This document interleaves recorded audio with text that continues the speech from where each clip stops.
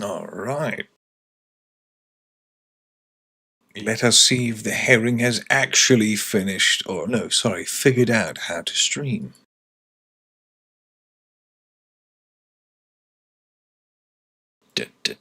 Have I figured it out, gentlemen? Have I figured it out? Oh. God damn. It's fish time. We are so back indeed. Yes, alright, very good. Can you all hear me, first of all? That is the key. Ah, there we go. Can I be heard by the world?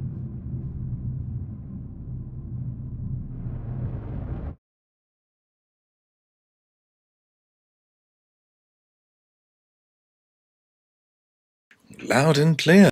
My word, my word. Yes, I'm indeed on Microtech. The thinking man's planet. The coward's planet. Where does one begin? You know, I'm a very, very smart man, you see, because I have written down a bunch of notes in order to keep on track with what I was going to be talking about today. But I wrote it down on this computer. And I didn't write them down on my phone, so thusly I'll be tabbing out like some pleb. Because that is what I do. Let me just sit on my phone. Good evening, everyone, or, well, midday, should I say. Let me just set my phone up, however you do that.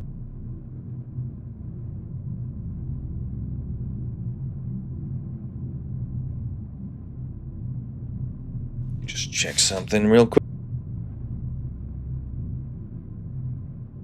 Ah, yes, it works. Yes, it works. Wow, we are live and good. Bueno. The herring is happy.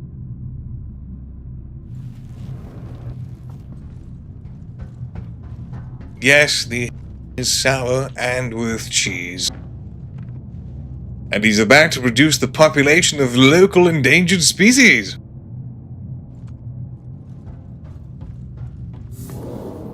Exceptional day today. Well, very good indeed. So, I'm not entirely sure when to announce the announcement. So that's kind of a bummer if I should give it 1 or 2 more minutes for people to file in. Bonjour, everyone. No, it is not an 890 jump. It has sadly been disabled. You see, it is too good, and thusly it has been disabled. And I think the elevator doesn't work on it anymore.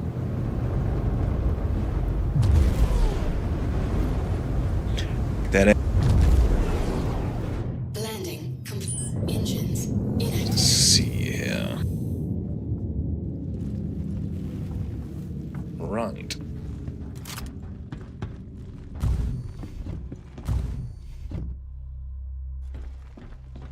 Let it cook. Oh yeah, I'm gonna milk it for a bit. Yeah, like, oh, what's he gonna say? You know, I'm proud to announce that I'm going to be deleting my channel. I've had enough of this crap. I want to go back to being a random nobody. I've had enough.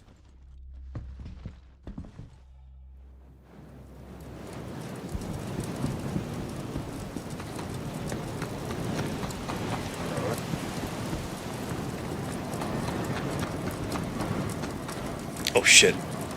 Alright. So I'm just gonna end these species lives per the auspices of Microtech.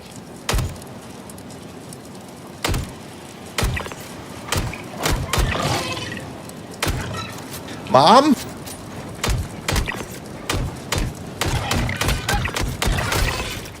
Okay, this is not... It's a terrible start to our...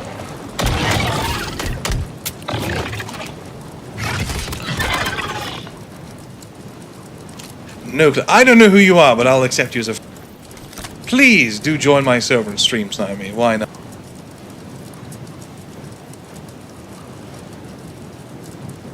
Yes! I am just a random nobody. My god, you're right.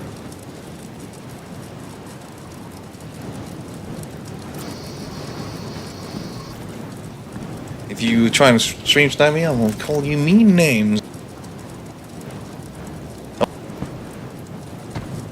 See, we must collect these horns because they can be utilized in the quest to produce items of value. I actually didn't expect the Copion AI to be that solid on this server, and thusly I was, well, surprised to say the least.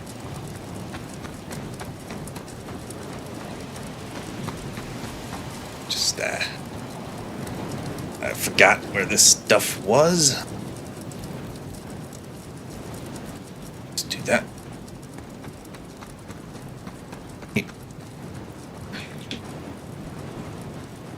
Well. I'm going to put these horns up my bumhole, but that'll be a secret for later. Okay, the noises got me scared. Yeah, no, Claire, I see you're in the chat now. Very good. Do not, if you stream snipe me, at least make it funny. That's my only requirement. That's a rule now. If you stream snipe, it has to be funny.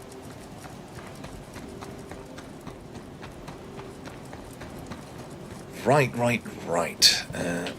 Let me just get these horns, because I'm feeling rather horny.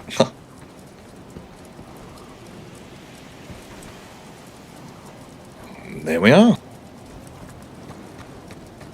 Look at that view. Sometimes Star Citizen, I mean... So, don't mind that. Sometimes they can nail a pretty decent looking vista.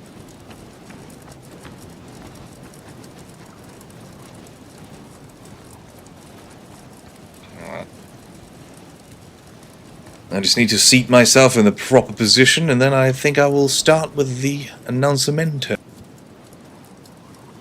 believe I've milked this long enough. This won't be the longest of streams today, because I have things to do.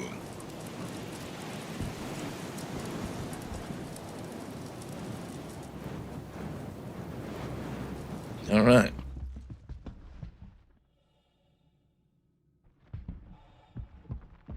I must assume the correct position.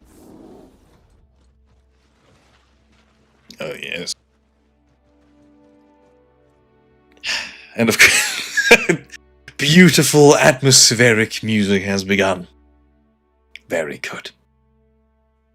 So the reason why I wanted to do this stream today was because I'm hereby announcing that I am an idiot and a glutton for punishment. And I hate myself so much that I have decided to do a redux of my previously made documentary on the developmental history of Squadron 42. I would like to redo all this because I feel like the last documentary I did was simply shite. I look back on it today with great shame because I realize after the fact that I spent all that time doing all of that wonderful, incredibly time-consuming research for naught, in essence. I feel like I did it wrong the way I... in essence, I was trying to do the thing where let the devs speak for themselves, and then I was basically just copying and pasting what they had already done and then putting it up in just a massive waste of time. Because some of the stuff that they say is super... Wow, this makes my words sound very good. A lot of the stuff that I added was, sadly, superfluous. Don't overshine me now, Pedro. Now, calm down. Only one talent is allowed here today. But I, in essence, plan on doing a redo. I am going to take the next couple of weeks, for however long this might be, to, in essence, make a documentary from the very start of Squadron 42's development and before, up until the current day, which we are now within. And I'm basically going to go as far back as the birth of Chris Roberts, yes, the birth of Christ himself, as well, the beginning mark. So we are going to be starting in, I believe, 1970, and we are going to move our way all the way up to 2026 in order to get the most amount of information in as concise of a model as possible. Because the last one was 4.5 hours long, not necessarily because it had to be, but because I was an idiot, and I didn't really know what I was doing back then, and being granted, I don't really know what I'm doing still. But I believe that this time I could take this project and actually bring it to the next level and maintain a level of quality that you might not usually see on my channel. I know I like doing the memes, I like making the fun gaffs and the gags and all that stuff. But this time I genuinely want to make a documentary in my kind of style, you know, with a bit of sarcasm here and there, but, you know, no memes. I want this to be a documentary where people can kind of fall asleep to, you know, relax to, sit down, watch, and then be caught up as to what exactly has happened. Because I feel like there's a lot of misinformation going around in the wider community. Best way to go about things is by seat of your pants. Yes, why not? Why not? I wish I could take off my pants, but I'll lose my armor, and I'm terrified of that. But in essence, it's going to be a total redo in order to try and clamp down a bit on information, because a lot of people don't seem to realize, like one of the most common, like myths about Star Citizen. Oh, that's the wrong way. Is that Squadron 42 and Star Citizen were announced separately, or Squadron 42 was announced after the fact. But actually, if you look back at the GDC conference where Chris Roberts first announced Star Citizen, he announces Star Citizen and he announces Star Citizen and Star Citizen, yes. He announced Star Citizen and Squadron 42 at the same time. So they have always been heavily intertwined. Having played some newer games recently like Pragmata and then watched the hour-long video from Sitcon, goddamn Squadron 42 looks good, and that was 2 years ago. Yes, yes. And if you look even further back at the earliest footage from Star Citizen back in 2012, you can see the drastic shift in quality and the shift in, like, the scope that they did. And I feel like that is a very important part for the community to understand. And I want to help people understand this today, because I have followed the project now since 2014, when I was 16 years old. I am now 28 next week. And it is basically my kind of attempt to try and deal with the trauma of having waited for this long, or, well, for having waited such a large portion of my adult life for this game now. And I feel like that it would be a fantastic resource for the community to have. The 2016-2017 vertical slice was amazing, and I looked at it as early as yesterday, and it still holds up surprisingly well. And I feel like that is something that the community needs to be caught up on a bit. I will, of course, try and maintain my style with, but less memes. Like I said, I want people to be able to fall asleep to the video if they feel so inclined. I actually want this to be a piece of work without loud noises and actually be a bit more contemplative and informative, utilizing my old career as a teacher in order to try and reduce the stupidity within the community, I suppose. Ah, yes, we're Bing chilling. And starting at 33 and now few years off 50. Yeah, that's... Ooh! Ooga booga! That's a rough one, buddy. Any year now. But I feel like by doing this kind of a video, I'm trying to, in essence, make a video that is probably going to be in the ballpark of 2 hours long. And as far as I've been able to rationalize it, or as I'm trying to manifest it, perhaps, is that I would very much like the video to be around 2 hours long, and it will be released around the 14th of May is the goal. So a clear deadline, decent production time. I don't know, how long does a documentary take to make? Probably not 4 weeks, or 2 weeks. Oh yeah, it's only 2 weeks away, or 2 years away. And I also feel like it's good to explain, like, why Squadron 42 and not Star Citizen. Well, first off, I would not be able to make a video on the development of Star Citizen in 1 month, because, well, if you look at the Star Citizen, what's it called? The YouTube channel.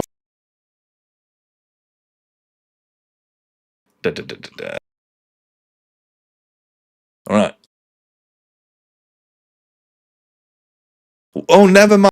Never mind. The Star Citizen YouTube channel has 1.9 thousand videos. And trying to sift through all that to try and discern some kind of through line as to the developmental history of Star Citizen would be incredibly difficult. Yes, I'll make a David Attenborough style Star Citizen. But yeah, that'll work. That'll work. Yep, 1.9 thousand videos. And look, I'm unemployed right now. That's why I can do this stuff. I have nothing to do during the day. All I have is time, so I might as well put it towards something before I get a job to actually, okay, I say this with, like, my fingers raised up in the air and doing the quotation thing. Important things. Accomplish. I want to accomplish something. This is important, you guys. This is very important. But yeah, it's also that by going through Star Citizen or going through Squadron 42's development, you can get a far better understanding as to why Star Citizen is the way it is today, because it requires a whole lot more or a whole lot less research and information, and at the same time, it has a lot of shared history with Star Citizen anyway. Well, hello, Clark Knight. And yes, here you see a wild backer in his natural habitat, trying not to spend on the store page yet again. He is confused, for he does not know why he buys the JPEG, but he knows that he cannot live without the JPEG. And thusly, he's afraid. His next paycheck can only go so far. But he will figure out a way to survive. And as we can see here, it is very rare for a Star Citizen player to mate, as he cries out in vain to find a female player, which is impossible.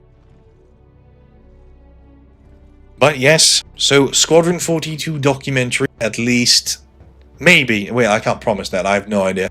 I've already started writing the script for this video, and it is currently 4,000 words long, and I've only gotten to 2012.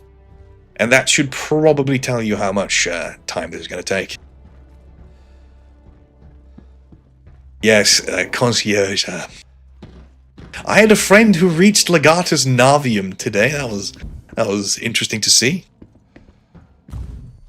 Very good, Drancon. Get that next JPEG. Chris Roberts needs another yacht. But seeing as I am making this documentary, I feel like I feel like it's also important to say that I'm still going to be making my regular videos as well. In the meantime, they might not be as heavy on the editing side, but I'm going to try and at least make a 10-minute video a week whilst I'm making this. I feel like this documentary needs to come out before... Well, documentary is such a big word. I'm going to make a video on it, and if it's good enough, I'll call it a documentary. If it's terrible, I'll forget this ever happened and I won't release it. But I feel like it's important to release it before Invictus launch week, because I do feel... I feel, and I'm manifesting through the power of my concierge level, that Squadron 42's release date is coming this Invictus. Only arrive at any of my career. What? So what did I learn this week? I have no idea. A JPEG that's only sold twice a year guarantees and probably be a good thing in the end. I don't know, Chief. I don't know. Maybe you could save that money. Take your mum out to dinner. I don't know. Buy a horse. You could learn how to horse ride. But I think that it's also important to say that as I am currently in the process of making this, if you are a member of my Discord, I would appreciate if you have any insight in Star Citizen or any tidbit of information that I may not be aware of, do please be so kind as to share it. Because I'm looking for everything. I want to know all the stuff there is to know about Star Citizen and Squadron 42 in general, so that I can put together a work which is as comprehensive as possible. Because I want this to be a one-stop shop where you can go there and you can understand the entire... what is it now? If you count in the pre-production and demo of Squadron 42, it has now been in development for 16 years. The first because I can reveal that if you didn't know this, but Chris Roberts started working on the Anvil Hornet in 2010, and they put together the demo for GDC between 2010, 2011. So like 2 years before they revealed it, they were working on the demo. Squadron 42 launches 2020. Yeah. Ghost Knight, Copium is all that I have.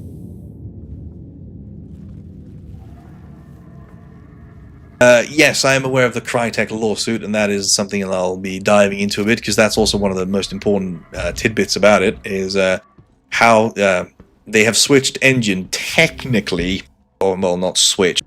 They went from CryEngine to Lumberyard, which is Lumberyard is the Amazon-derived modification of CryEngine, if I understood it correctly.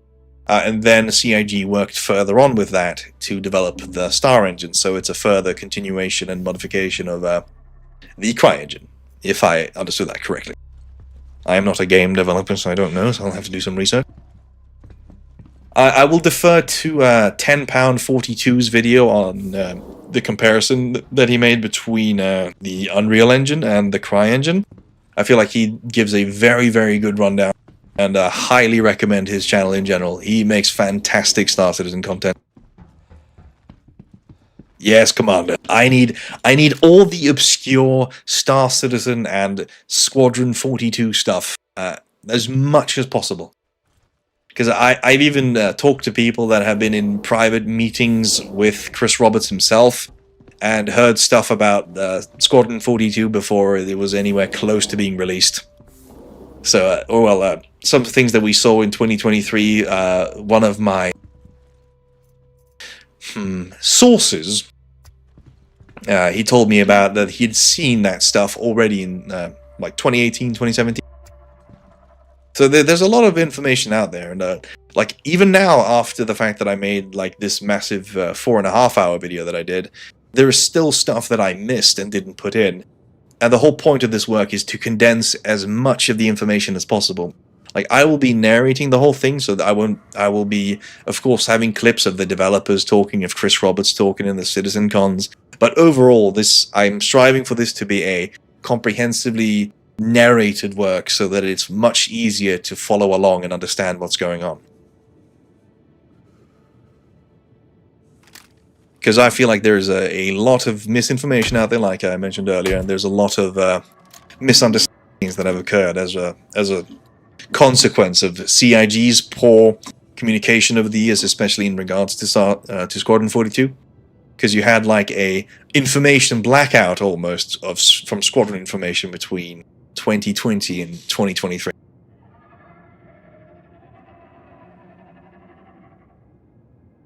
Corbetta, I don't know what that is, but I will have to check that out.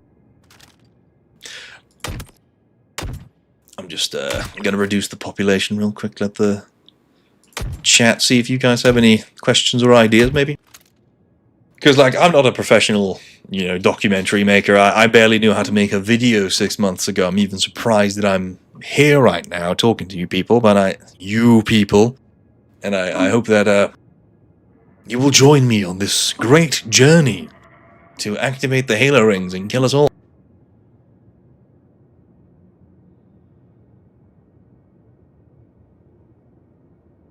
Oh dear.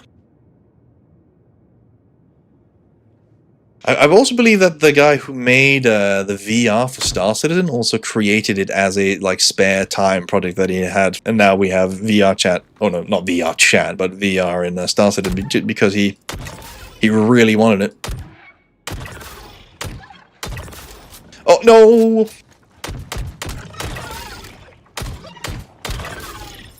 As God intended. You want to see my face? Oh wait, oh. You want to see my face? That costs extra, buddy. That's going to set you back 65 Vietnamese dong. So basically free. There you go, buddy. Isn't that beautiful? Look at that sunset. Goddamn, that's an iconic image right there, just for you. Alright. But like I said, if you have any tidbits about Squadron 42 or Star Citizen or anything about the development that I may not be aware of, I don't care if you think I know about it, like, just tell me anyway, because then I can just write a note down and double check if there's anything I've missed. Because I want to make sure that absolutely everything is something that I've taken a look at least. It's as comprehensive as possible, condensed, put into work that's X amount of hours long, that we will look back on it. I will also then, upon the completion of this video, I will release the script so that if anybody wants to make a complimentary work or continue the research or just make their own video, they can use my sources that I've gathered up to basically just make it themselves or however they see fit. And also double check that I'm not just lying.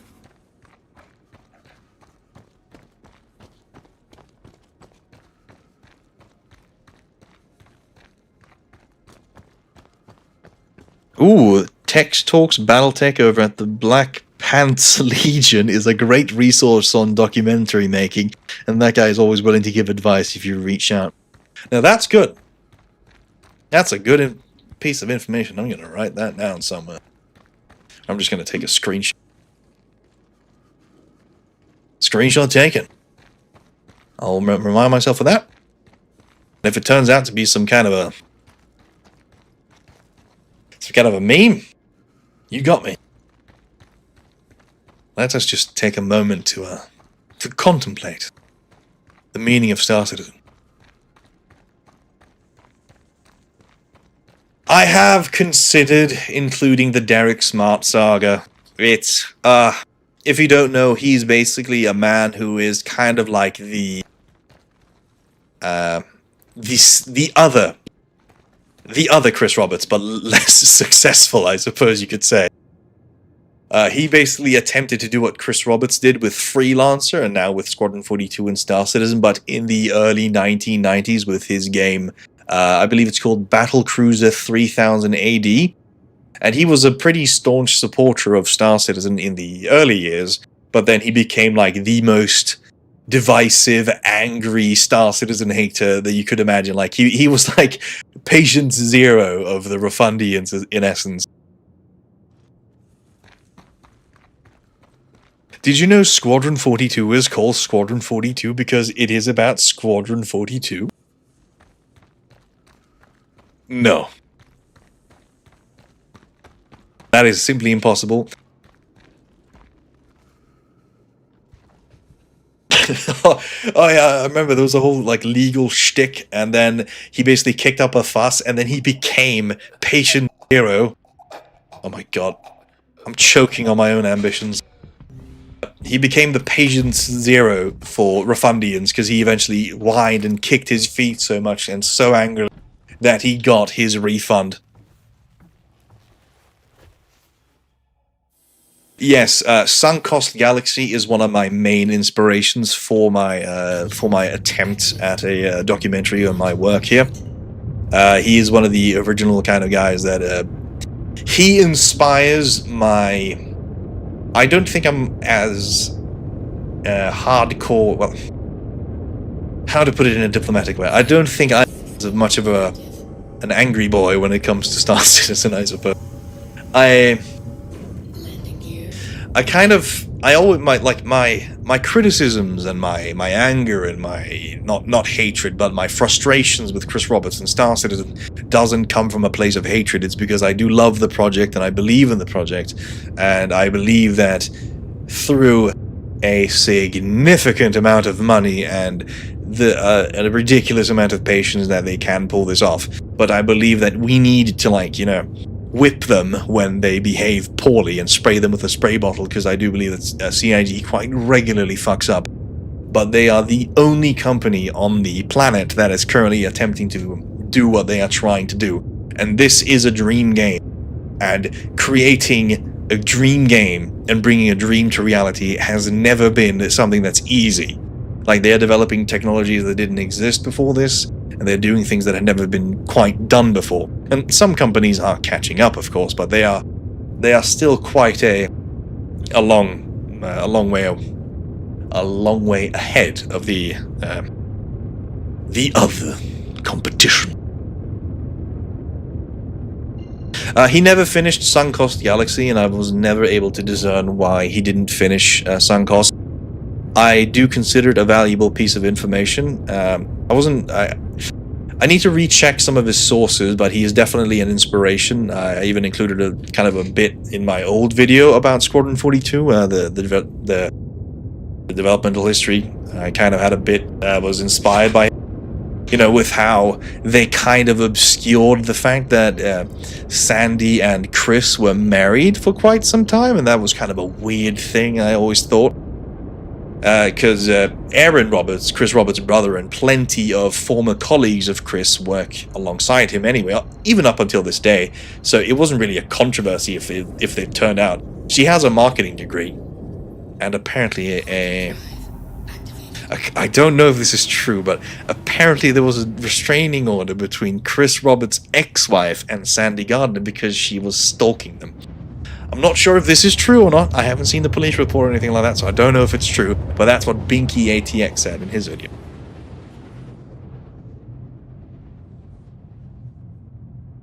I believe that we need to criticize CIG and Star Citizen when they do things right, and I also believe that we need to praise them when they do things that are correct. So I'm not a fanboy lover or whatever, and I'm not a rabid hater of Star Citizen either. I do believe in the project. I just wish that they could not be as CIGB. Only GTA 6 is remotely close when it comes to the scale. That's what, 12 years and 3. Yeah, GTA 6 is the only game that is anywhere close to Squadron 42. I do not agree with the general view that GTA 6 will have much of an effect on Squadron 42, though. Yeah, Hero Brian, YouTube is weird. So, you know, LinkedIn, very good. So what was I thinking about? Yeah, GTA 6 and Squadron 42 have some, they don't really have any overlap in terms of the people that play the games. Like, I don't think that a person that prefers GTA 6 is going to look at Squadron 42 and be like, hell yeah, that's the game for me. But I do believe there's crossover between a Star Citizen player and a Squadron player over to GTA. It's not vice versa. Like, if you look at the average GTA 6 player, they're far more mainstream. Like, this is a space sim, space opera game, and it's always been quite niche.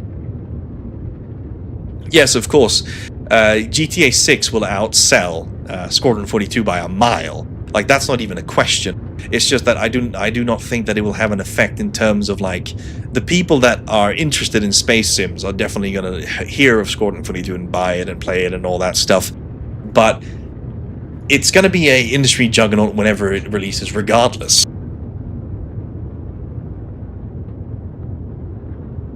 Well, you can summarize Marco Corbett as a very important person related to the 2015-2016 planet. That's a good one. I did not know that. Oh, and yeah, that's very important. GTA 6 will probably only be releasing for consoles, whereas Star Citizen is only for PC. Unless they, of course, the speculation that even I have taken part in is that they will have a console release.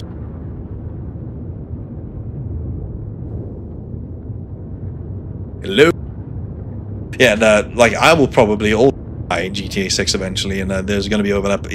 I guess it's the amount of attention would be my guess. I believe that Chris Roberts wants as much attention as possible to, like, re-win some, maybe not fame, but to, like, kind of clear his name that this is not just some big scam. He wants to feel the vindication, and he wants to basically show the world that, ha, look, I did it, everyone. Oh, hell yeah. Far Cry 1 mentioned. I am happy as hell.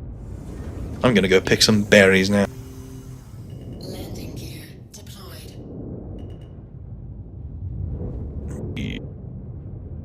Yeah, I think that Squadron 42, the way that it matters is not that it's going to revolutionize in terms of maybe storytelling, but this is something that I'm going to hopefully explain better than I'm probably able to now.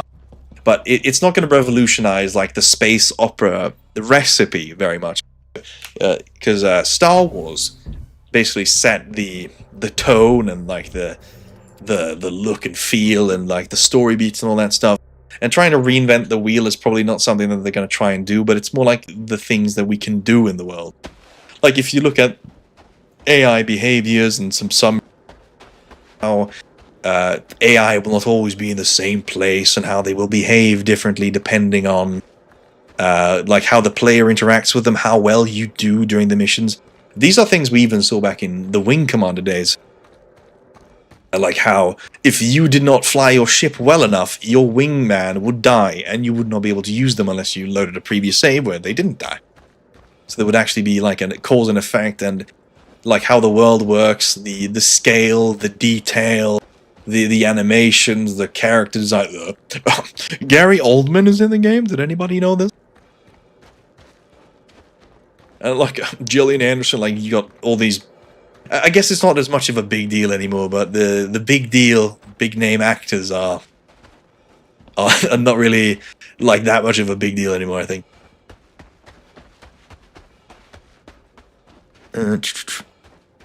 People that have a PS5 are certainly going to buy GTA 6. How many people will want to spend 1K on a console for one game? Yeah, I think that's also true. Because PC enthusiasts have always, like, I used to play almost exclusively consoles up until I was about 15 years old. And then I basically completely switched to the PC because it offers so much more in terms of modularity of what I want to do with my PC and what games I want to play more than a console ever could. And like the people that have GTA as their favorite series are never going to be the people to really play Star Citizen or Squadron anyway. Yes, Ghost Knight, of course. Like all the people that are, all the actors like Gary Oldman and Gillian Anderson, all them, like all of them are of course legends. I'm not saying that it's not cool and awesome that they are taking part, but I guess it's not as much of a big deal anymore as it was back in 2012. Exactly, Kaza. Consoles are what you get before growing up and getting a grown man's PC. Hell yeah.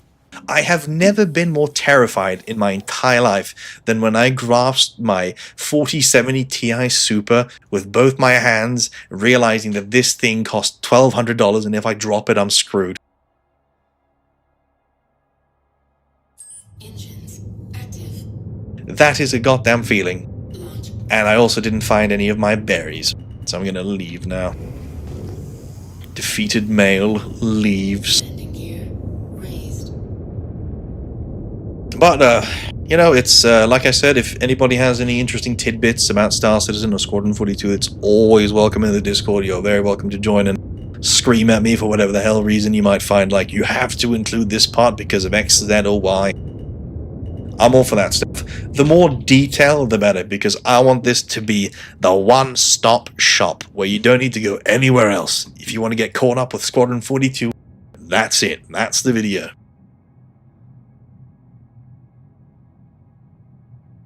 Oh, Ghost Knight, Andy Serkis plays Thule, which is the main Vandal bad guy that we will be shooting at. You see him, he is the smaller Vandal standing next to the big one during the prologue sequence.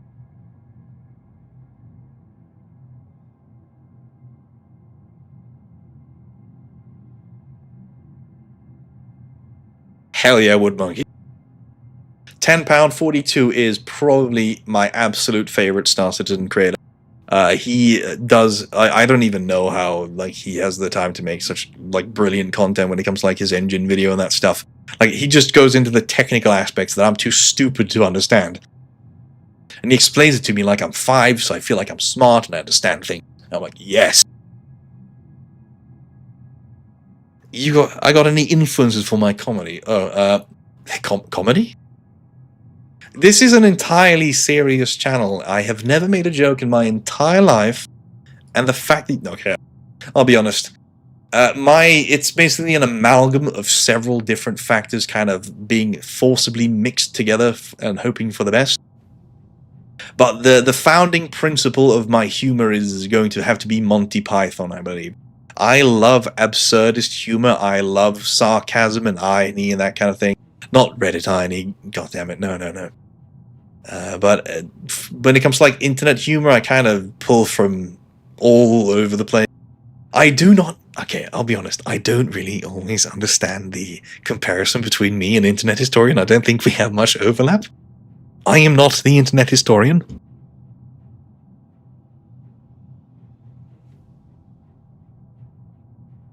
Ugh. But yeah, it's just an amalgam of absurdist comedy, kind of tongue-in-cheek references, a lot of internet humor that has just kind of coalesced into this mess that you find on my channel.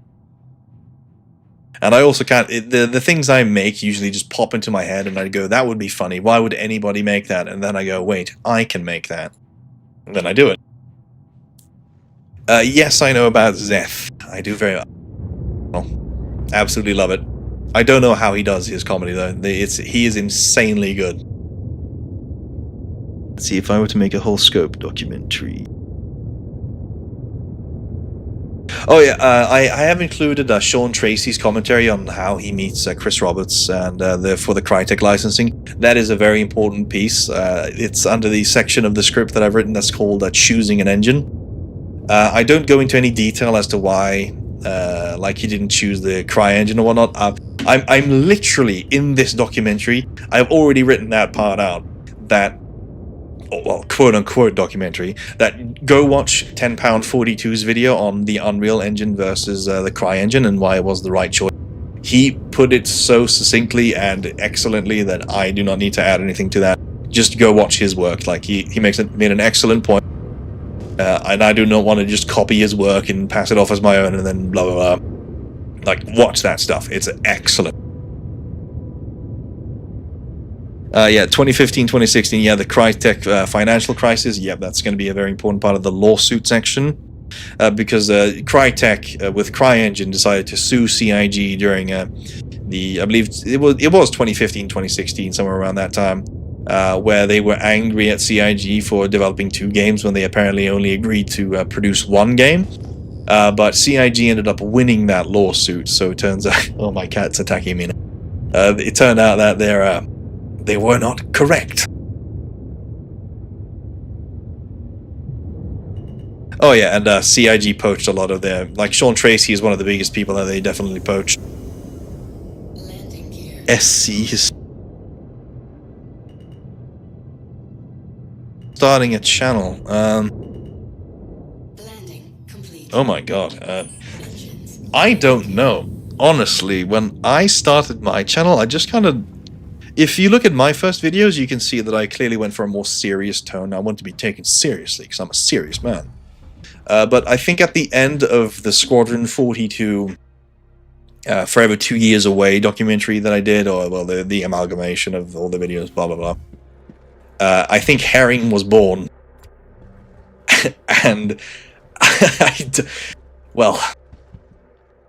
I guess it's all kind of about being yourself and not being afraid of putting yourself out there. You are going to inevitably make embarrassing mistakes and fuck up, and that's okay. Like, I have had several educations in fucking up, in essence. Like, I was a part of... for high school, I went to High School Musical, yeah. I played bass and drums in high school, so I basically have an well, I went to a school for music where I was learning how to play bass and drums, and I have a very big passion and love for music. But I didn't know when I signed up for this school that I would also be forced to be part of the choir. I can't find any berries, damn it. But I didn't know I was going to be a part of the choir, and basically I got an education in how to embarrass yourself, recover, and then just push on.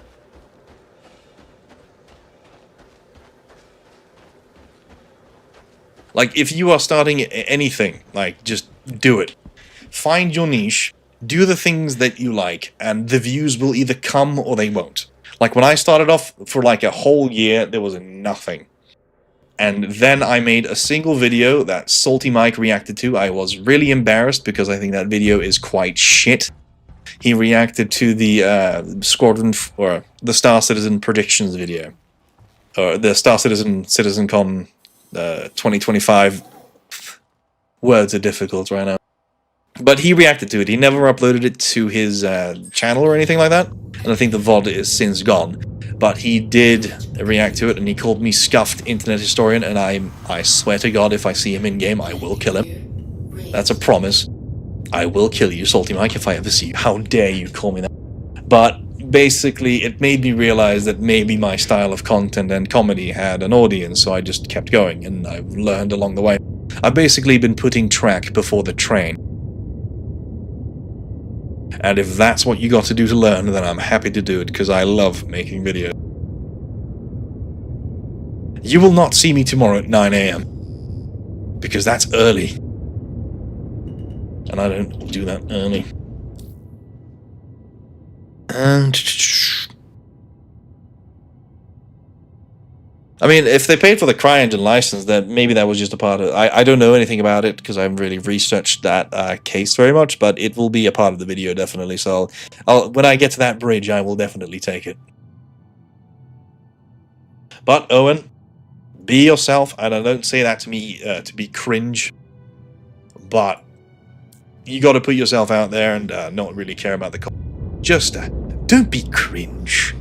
Don't be cringe. What is my hanger value? I am not an American, but I'm going to plead the fifth.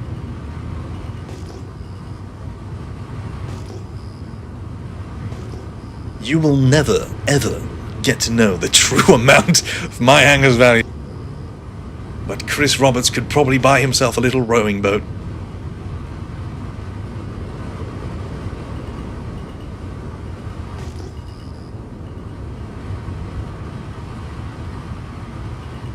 Nah, man, Drancon, you probably just haven't found the kind of videos that you want to make. Like, it's all about the passion. I'm like I said, like, I make these videos as a way to process the trauma that Star Citizen and Squadron 42 has left me with. Like, I've basically kept all this knowledge and just interest and just, it's like a hobby, you know. This is, Star Citizen is basically my Hot Wheel, and I have a bunch of Hot Wheels in my hangar that I like to look at. And I have so much knowledge and experience with this game now that I want to share it because it helps me process the trauma. Yeah, hell yeah, dude. If Chris Roberts saw the amount of money I've given him, he could get a significant pool noodle, maybe even two for him and Sandy, and Jared can like ride his coattail.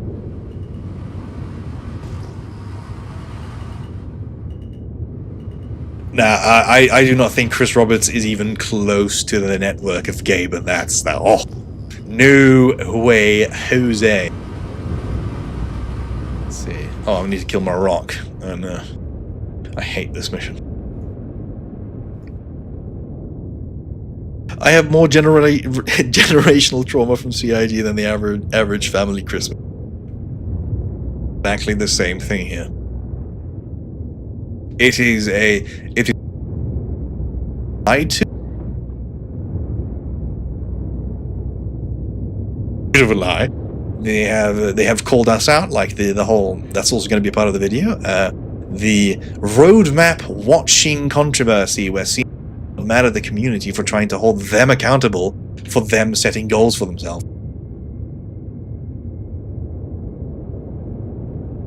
Yes, that's an excellent way of putting it. Trauma Hot Wheel. Ah, crap, alright. If my mic occasionally cuts out, then that's because I'm a silly, silly goose.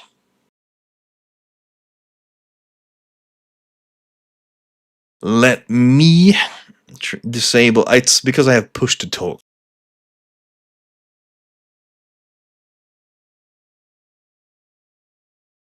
Allow me but a moment.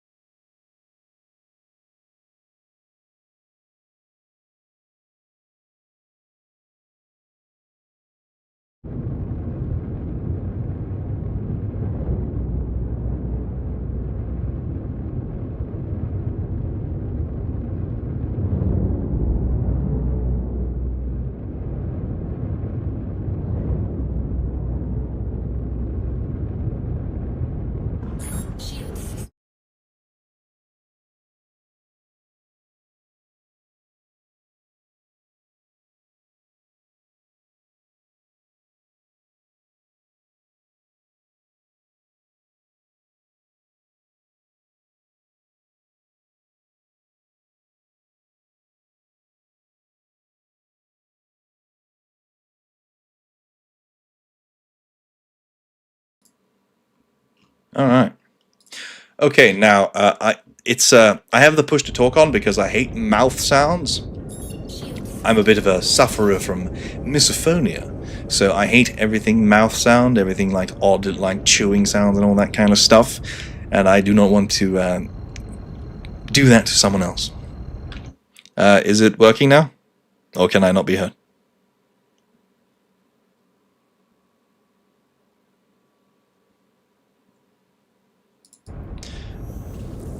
Oh no, can you not hear me now?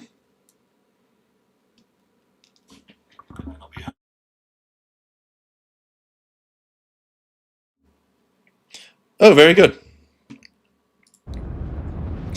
Oh, you think you're gonna stream snipe me? Oh wait, oh god, that's embarrassing. Okay, very good. I'll try to, because my chair also creaks because I'm a fat bastard. Thusly, I do not want to subject you to this goddamn noise. I'll just have to sit still like a goddamn mouse.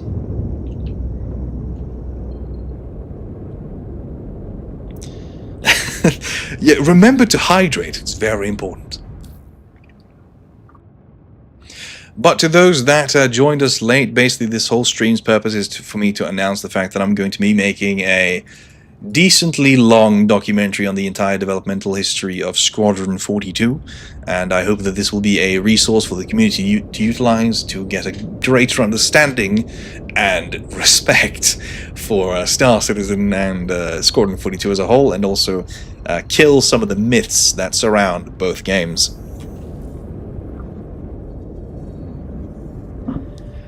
Looking through LinkedIn, there are so many former Crytek people who have stayed with since 2014 at the earliest. Crysis 3 released in 2012 back Crytek. Yeah, like it's the reason I believe why CIG has the Frankfurt office, because there's so many Germans that are working on the game. Oh, you think you're gonna stream snipe me? That's not gonna happen. Clack Knight, I know you're coming. But as I am making this video, it's probably going to be somewhere in the ballpark, if I have to guess, around 2 hours long. And you're welcome to join the Discord if you feel like you have any extra tidbits or information, if you would like to share them with me, if you think that's something that I could miss, because I definitely do not want to miss anything. Especially if anybody knows the years in between roughly 2020 until 2023. Because those years were particularly thin when it came to actual CIG information. Because they, during that time, they were planning originally to have the Squadron 42 beta in 2020, and then after that we are basically just fed the monthly reports where you can't really discern super much what was going on. It's like, the AI team worked on AI. Wow, they did that? The AI team is working on the AI? No way. I can't believe that. Yeah, it literally is the Dark Ages, and I believe I'm going to be calling that entire, like, 3-year time span is in essence the content desert, or just a Dark Age where nobody really knew what CIG was doing. I think this was the time around 3.18.3 as well, I believe. If I didn't really play very much during that period, thankfully, but I believe that's roughly the time period of that.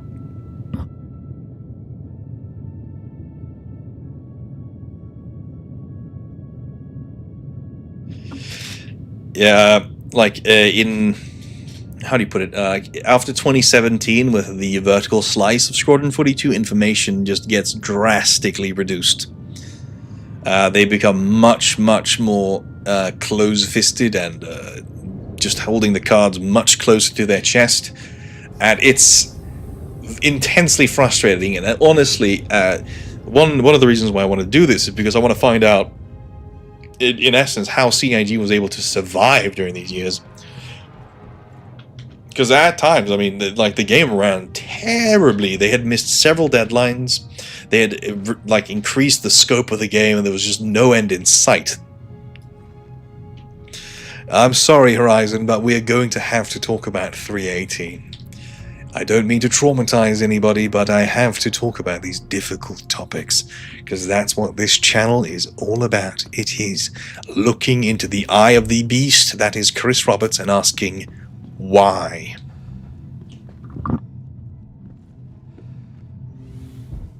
Yeah, Crisis 3 was shorter than Crisis 2 due to the financial trouble. I remember the devs being very sad about the cut chapter taking place on rooftops, so they were already struggling starting in 2011. Yeah, the thing is, Crisis 2 was an excellent, excellent game as well. So it really is a shame that they did so terrible. Because I remember Crisis 3, and when I played that, it was like graphically very impressive, playing it boring. Yeah, I remember all the roadmaps and how pretty much all the planned features were delayed or canned. It was really disheartening. Yeah, that's exactly around the same time as the roadmap watcher controversy, where CIG went like, "Stop holding us accountable for our missed deadlines that we set ourselves and told the public about, and then now we are angry at them for asking as to why we haven't met our goals. Like, what is happening?" Also, I just want to say that I'm intensely sad about the fact that, like, I can't drink any of this stuff. Like, there's some Tavarin stuff around here somewhere. The Jinx. Distilled and bottled in Nyx. It probably contains... Oh, yeah, it's literally mushrooms. Wow. So that's what they did with all those mushrooms. I see now. My first experience of 318 was the PTU. I chose to sit in my Cutlass pilot seat and instantly broke both my legs, started bleeding and got stuck in the chair. Yeah, that sounds like Star Citizen. Jason Statham is he in Crisis Warhead? What? I didn't know that. Is he actually? You're lying. There's no way Jason Statham was in Crisis Warhead. Oh, what the fuck? Oh my god, I have 69 nourishment left. Yeah, I guess a lot of the devs were seeing the sinking ship and jumped to CIG. Yeah. Yeah, it does track a lot, because it has led me to, like, speculate as to where the possible CitizenCon would take place this year. Because my first guess would, of course, be that they're going to have one in Manchester to announce, like, Squadron 42 and, like, reveal it or release it or whatever. But Frankfurt is a place where I do believe they haven't had a CitizenCon in quite some time, and the German fan community of Star Citizen is pretty goddamn massive, if I remember correctly.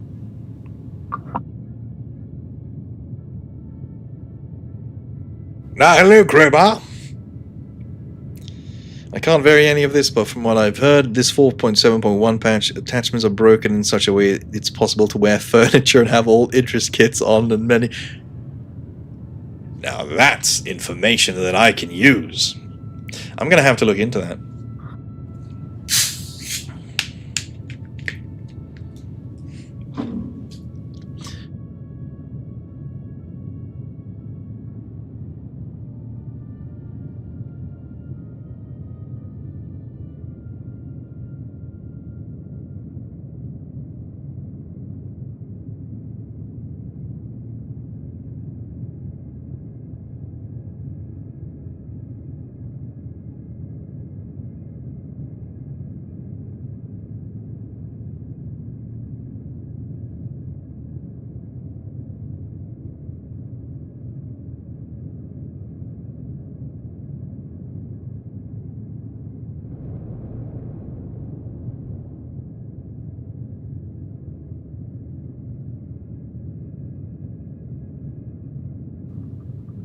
Sorry. I did the thing where I muted myself, and I forgot to unmute myself, and I read someone's message. I said, "Hello, DJ Crowbar. I read about the furniture attachment and thought that was funny if I missed that. And I read about the Corvette flexed his skills. Sorry. Sorry. I don't stream for a very good reason, because I'm so silly. I miss the old bug that let you wear hats underneath helmets, letting you make some... Yeah, like they need... Starware needs to come out. Like, what is taking so long with some of these features? Like, some of this stuff seems so intuitive, like, okay, why is this not in the game yet? It's like, could you please, why can't CIG just tell us that this is waiting for that? It's always so unclear. Yeah. I knew you were lying, Thunderbird. I knew Jason Statham wasn't in it. I knew he wasn't.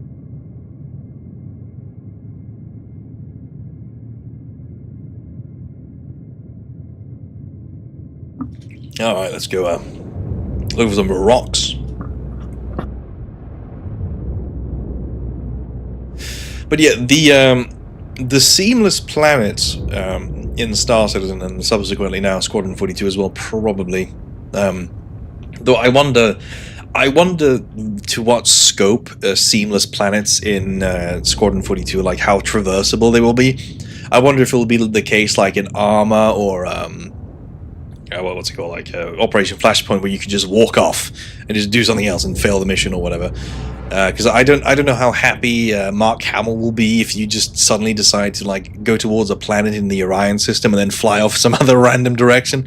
Like they must have so many voice lines recorded about that. How angry, like, where the hell are you going, kid? Where the hell are you going? But it's like, you will probably be able to fly down from the orbit of a planet down seamlessly to the surface, but the level of exploration, though, is interesting, because they're probably going to be putting the Orion system eventually into Star Citizen anyway.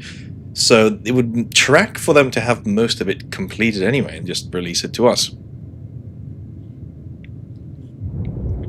I expect Starware to be on the back burner due to the engine optimization for Squadron 42 and other engine requirements for upcoming SC features. Yeah, that does make sense. It does make sense. Jesus Christ, I'm flying slow. Full speed towards the surface, people. This is the Star Citizen version of digging straight down in Minecraft. Yep. I think that is one of the things that will set Squadron 42 apart, is like kind of, hopefully, sort of limitless player freedom in terms of how we wish to tackle our missions and how we want to play the game. Like how player interactions with the different characters and what kind of effect it's going to have on the characters.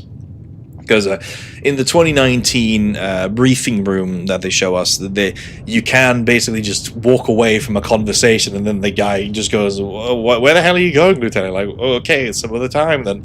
And I wonder if that kind of stuff will actually have an effect. That if you're just an arsehole that starts a conversation and then decide to walk off mid-conversation, like if it actually has an effect on your relationship to that character. And that's the kind of interesting stuff that I think will set the game apart. It's like the devil being in the details. I remember them saying in SEO that Starware is fairly complex. Like, everything in this game is bloody complex. Can nothing ever just be like, yeah, we just chucked it in. You know, why not? They're sorting any technical issues, bugs, and complexities of how it will interact with guns and such, at least. So, yeah, does make sense. Oh. Quite burping. Yeah, data running, I find that there is no excuse for data running not to be in the game yet. There's no excuse.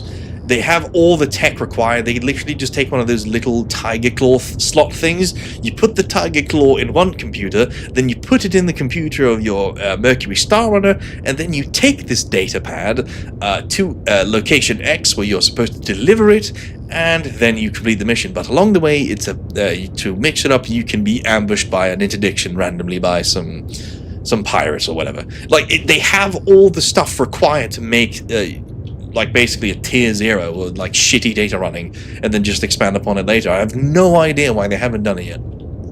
They have everything in the game right now. Another bug you can do is have a Polaris going 1,000 meters a second in Atmo with shields and weapons. Don't encourage me. I can't wait for Mark Hamill to shake my monculus hand in a cut. That is precise. Oh my god. I cannot wait. I am going... Okay, second announcement. I am going to do a full playthrough of... Like, my first ever playthrough of Squadron 42 will be live. I will be streaming the whole thing with... And I will go to Manchester and I will I will protest there and hunger strike some shit. I don't care. I will want this character. Whoa, what the hell just happened then? I want... I have no idea why I'm spinning around, but this is what we're doing now. I want this guy. Like, imagine the first scene of Squadron 42 when Gillian Anderson comes to talk to you when you're reading that message, and this is the thing talking back to her. Oh. Oh, yeah. Yeah, CIG would literally try and reinvent the wheel, and then they eventually reinvent the wheel, and it turns out that it was the wheel all along. Oh yeah, the MSR needs a rework. Holy shit! Don't get me started on the MSR. One of my first videos are on the MSR. It's not very good. Don't watch it. Come here, bird.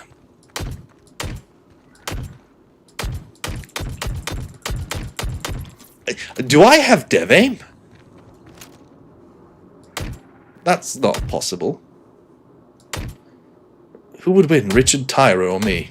There we go.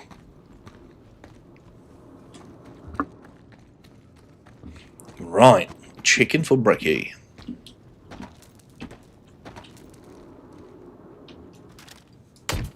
Are you serious? How the hell did I miss that? Oh, mate.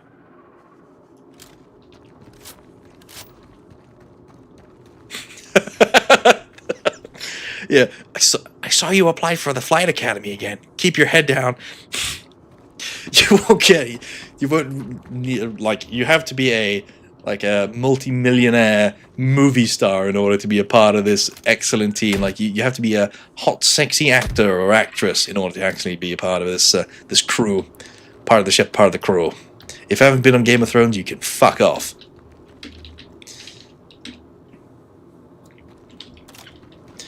Hermes is a replacement for the MSR? You are crazy. Hermes sucks. Oh, man. Did anybody hear that walking sound just now? Or am I going slightly mad? Or was it? It was a Monrock.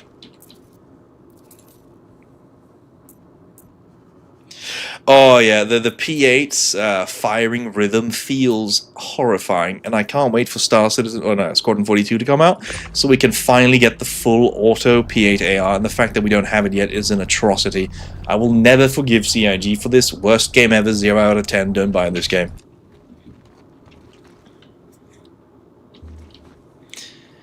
Yeah.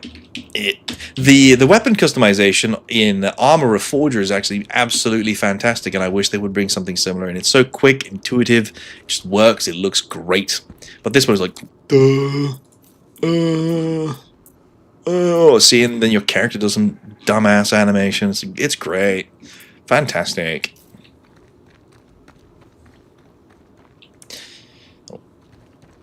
There's probably a lot of stuff that's very different in Squadron 42, like the, I guess one of the best examples is the character creator. Well, actually, maybe not at all. It has a green background. The one we have has a blue background, so that's not much of a difference at all. The hell did you say to me?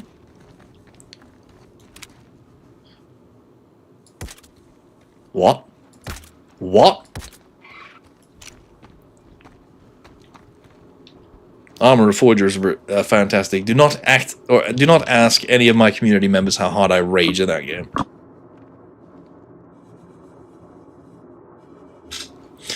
Yeah, there's to get a better gauge for how Squadron 42 could potentially run, I usually use running Arena Commander on offline mode and trying that out.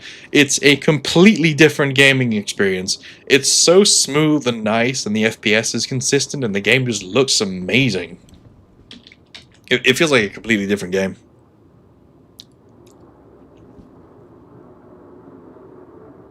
The irony is that the older siblings in the genetic family tree, Crisis 2 and Crisis 1, have done the same things better than Star Citizen 10 or 20 years earlier. Yeah. That is one of the biggest issues of CIG, is that they're trying to reinvent.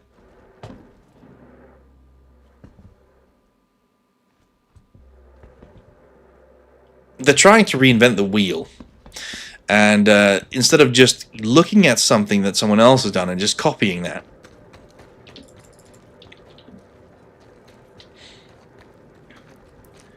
Like, it's fine to do, like, they're already copying a bunch of stuff anyway from, like, all, like, you have a, like, armor that looks straight out from Halo, or ships that look a bit Star Trek-y, maybe, or, like, they have story beats from Star Wars, obviously, and they even make direct references to Star Wars, but they're so terrified of making a game system that's just simple and just works, in the good words of Todd Howard.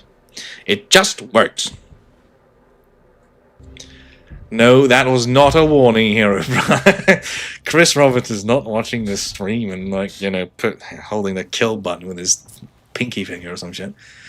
Oh my god, I need to get up on there. That was slight.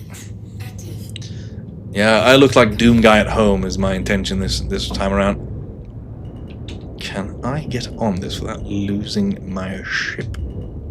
Also, thank you to Ivan for running as my stream security without even me asking you. That's very nice of you. Appreciate it, son.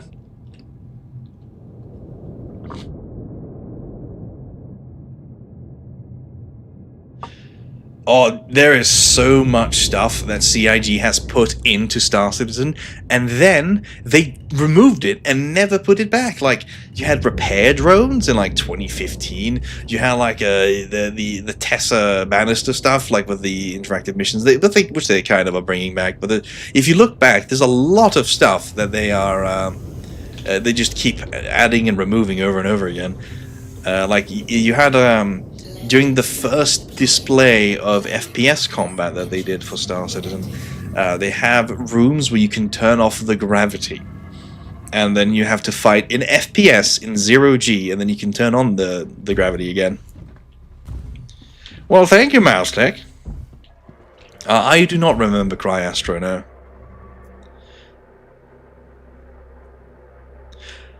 It just works. Yeah, also, Star Citizen was originally intended to have private servers and modding, so people were like dreaming that, oh my god, we are going to be able to make Star Wars ships, and oh, I'm in trouble.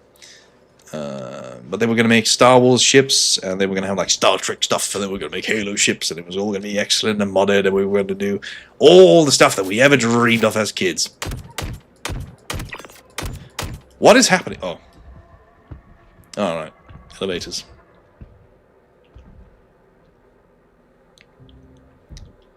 Like, I looked at a thing like today with all the different hangars. Like, if you have several ships in your hangar, like I do, because I'm an idiot, then you will realize that every single ship comes with a separate hangar. Like, how the hell is that going to work? Like, how many hangars do we need?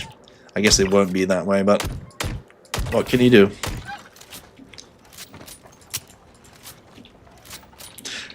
Must go faster! Must go faster! I am an FPS god. Where the fuck are the modding docs? They have gone... wait, there's a goddamn thing in there I can't read. Where the F are the modding docs? They have been gone to the pledge. Oh yeah, didn't they sell that? Like, they sold like modding tools or something like that? Yeah, I will sell my hangars.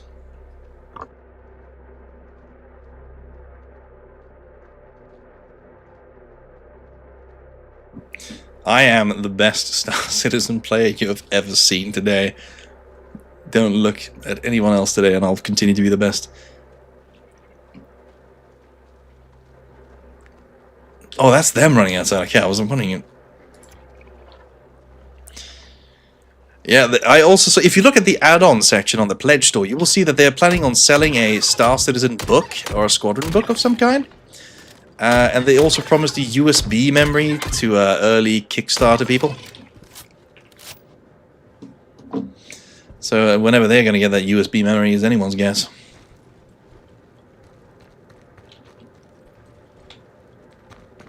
Let's see. Yes, I remember the mission we had a couple of months ago, maybe a year ago, when finding Tundra Copion was the most annoying thing in the goddamn world. That's not a Copion.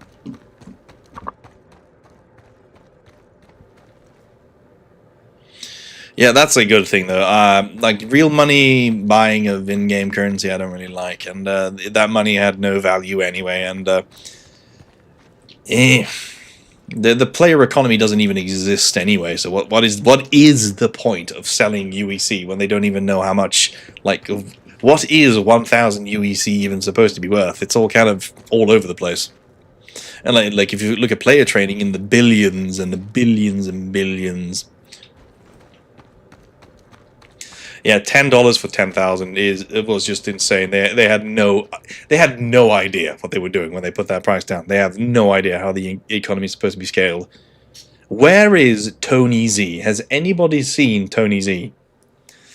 Because Tony Zurovec has been with Chris Roberts since the 90s. He was with him at Digital Anvil in the early 2000s. He's also a subject of the upcoming Squadron 42 documentary that I'm currently working on.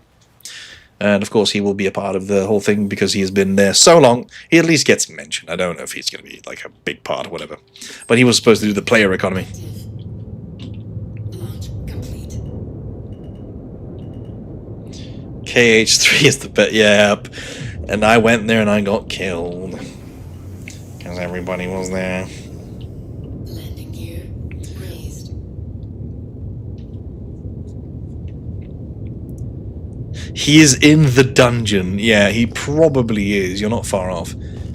I do know though, because I had a fan or just a viewer. I guess I don't even know if I have fans. I suppose maybe, but he sent me an email where he basically told me that Tony Z still is employed by CIG, but he has a special title now that he's basically a consultant because he's practically retired. Yeah, Horizon. He is the guy who was supposed to do the Quantanum, whatever it was called. Landing complete. Engines inactive. God, what I'd give for a Source Engine style modding SDK for Star Engine would totally make Mass. Yeah, I love Mass Effect, and I know that the next Mass Effect game is probably not going to be very good because they have moved away from the central driving conflict, so it's not going to be as great. It's never going to be as great.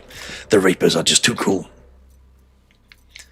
But I love Mass Effect, and I think like even though it's such a beloved series, Mass Effect is a woefully underappreciated series still, because I don't see people talking about it as much as they should. Because I want to talk about it. Please let me kill you.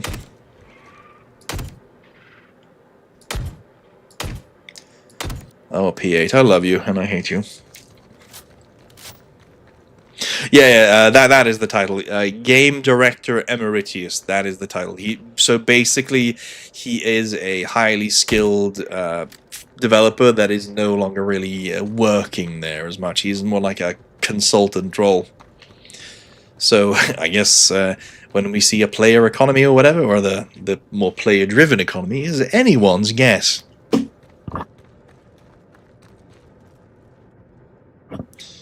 Dune Awakening is making private servers. Oh, that's cool. I've never played it personally.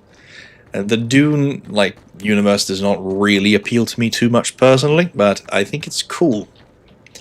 Whatever gives the players more power to do what they want, I like. Yes, highly skilled retiree. I just wish he would have used that skill while he was employed to put together a working economy. What was he doing for all those years? I wonder. Probably making PowerPoint presentations.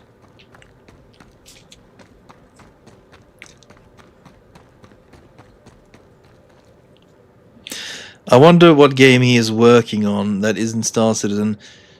He wanted for a long time to make certain type of game outside SE. Yeah, there was that whole thing about Soul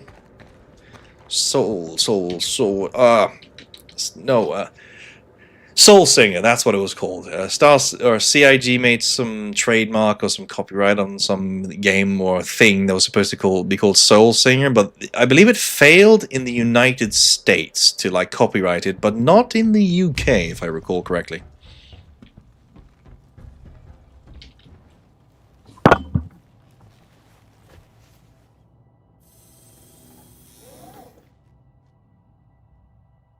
Engines active. complete. Look, Commander. I know a lot about Star Citizen. I don't know everything, but you'd be surprised how much time I've wasted on this crap. Raised. Because I have. Because I quite like this project, even though I deride it a lot. But it's out of love and appreciation for what it is.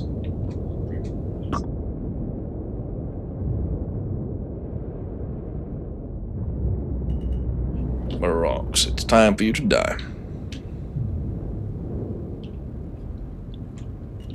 He's been working 2 jobs.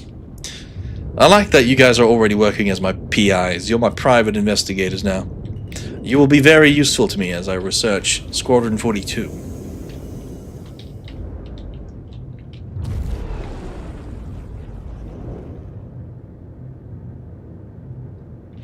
When I find the dude behind Dune remake concepts and the last Blade Runner designed the Reclaimers, I started aiming CCUs at it, and I am not really a salvager. The Reclaimer is awesome, but it is old and it needs love and a reconcept like many other ships. And that is one of those things about Star Citizen that I kind of worry about.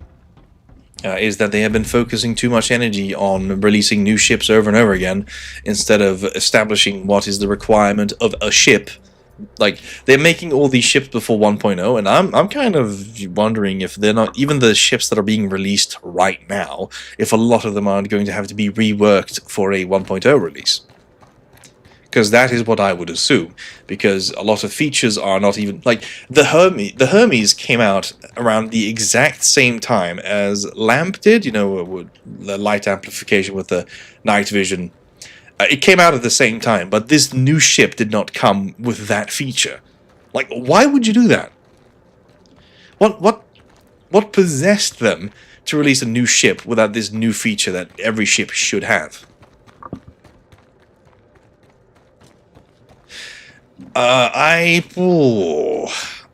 Remake a Reclaimer, or I think the design is a bit too iconic to like do anything with that. Like, it has that Nostromo alien kind of design, and I think it's too iconic to like make a Mach 2 of. I think we'll just heavily have to modify it, much like they're going to do with this ship that I'm currently flying, which is the 600i, which had a rework promised. Or, we don't promise things. We set goals and aim to reach them, but we do not promise. They promised... They aimed to make a remake 4 years ago of this ship. Oh, the Aurora Mark II does not... I didn't even know that. Yeah, it's surprising to me that they keep releasing new vessels and ships and stuff and things when they have a backlog. They have a backlog of ships that they still need to give some love to. That is much needed. Like, you know, the Anvil Hawk, the light fighter that has not seen any love for a significant amount of time. You also have the Vanguard series that needs some love and probably a bit of buffs and just some redoing some things. How I rationalize if I was in their shoes, release LAMP and test it and get feedback from the citizens. Don't benefit from what that info. It sucks, but CIG's reasoning was understandable. Not sure I agree entirely on that. Like, I find it odd that they keep releasing, like, when they are working on features that still need to be done. Like, it's clearly kind of a money-making tactic, I would think. Oh yeah, the Reliant series. Yeah, when was the has anybody here been in a Reliant any time recently? They basically look the same as they did when I had one in 2016, 17, I believe. They're just woeful, dreadful. They're still beautiful ships though. I love flying them, but they have been neglected by their parents, and now they need a new home. Because Chris Roberts isn't giving it any love.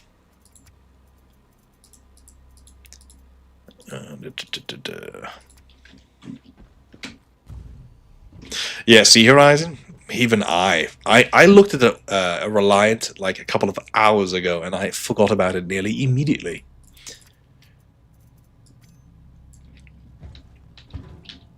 Oh, I love the new inventory, how it's broken and doesn't work very well. That's great. Oh my god. Even trying to eat in this game is a chore. Chris, please, whatever you're doing in the back end, could you please stop for a second so I can feed myself? Please. Yeah, the QA of Star Citizen is very interesting, because I don't think they actually have QA, because all of us, all backers, are actually the real QA. I'm eating air.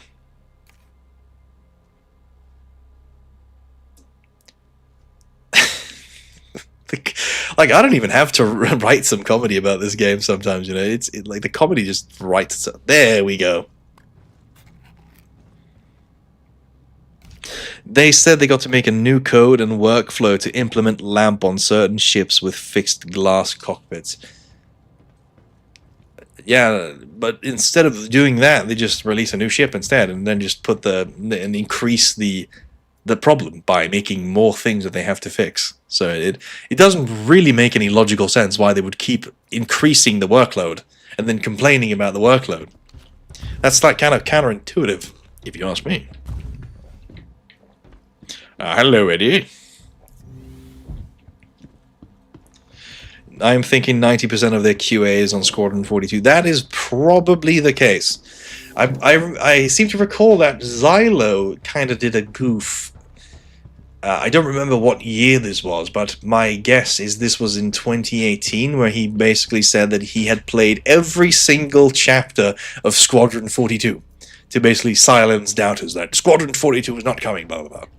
And that was a kind of a massive oof, which will also be covered in the video, because that was a massive fuck up.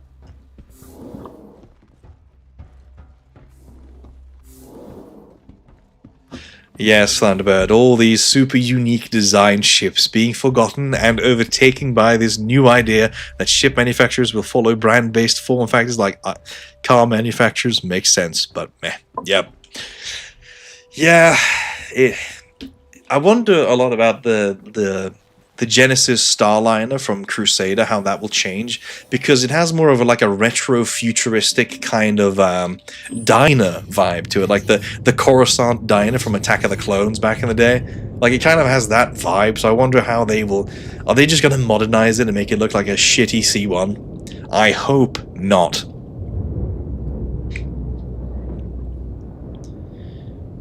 I heard they're trying to make the damage models the exact same in Squadron 42 as in SC, which worries me from a ship design perspective.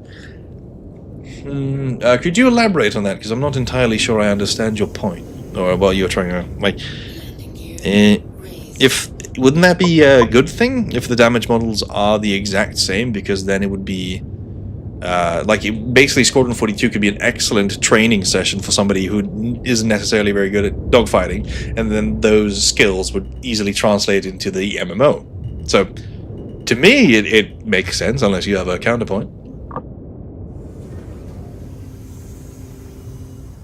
Landing gear deployed. Landing complete. Engines inactive. Oh, yes. Oh, yeah, yep. Maelstrom, Commander. I played Battlefield. I found my old Xbox a couple of weeks ago, and I plugged it in, and I found Battlefield Bad Company 1, and I was like blown away by the level of detail we saw in 2010 by blowing up whole buildings and shit. And why have no games really built upon this feature? Like blowing up a building, blowing out the side of a goddamn two-story building. Like, why don't more game developers do that? Why can't I blow up buildings, CIG? Let me do that. The power triangle, I missed that too. It was very intuitive. Just click the thing and there you go. No pips. Pips are silly. Pips are for losers. I only slightly panicked hearing that. Flyover, Ivan. Flyover. Come on, do a flyover.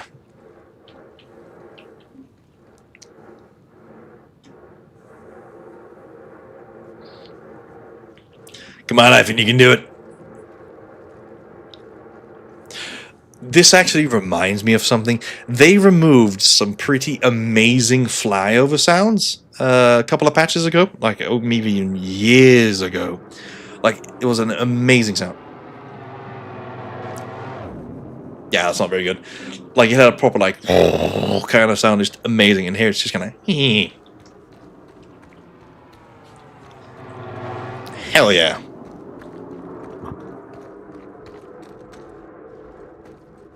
Yeah, that is quite a disturbing trend, that game developers in the modern era are very interested in telling telling you people what you want to play instead of listening to me choking on my ambitions. No, but they're too busy telling players what they want to play instead of listening to the players when they say, I want to see this in a game. And that is at least one of the positives for CIG, that they're actually trying to make something that like what we want in Star Citizen is a massive ask. Like, this is a whole universe that we want to play in, a sandbox universe where we get to make our own stories and do as we please and build bases and have wars and organizations and fight and have aliens come and say hello to and may or may not touch us on the butthole, who knows. But we have a massive ask, but we can't fault them, at least, for like trying to, in their way, trying to deliver on it. They listened to what we wanted and they are actually trying to do it. You want that, but Chris wants that. That is also a thing. Yeah, YouTube streaming, now that I don't have the HDR on, it doesn't look as shite as it did before. Yeah, it is kind of a weird thing about Squadron or Star Citizen development, is how many times they have had to redo the same thing for seemingly kind of no reason. But maybe when Star Citizen releases, we'll get the making of documentary that they promised, and we'll get to know what the hell happened. They're definitely not going to obscure any facts about why they did what they did, right? They would definitely not do that.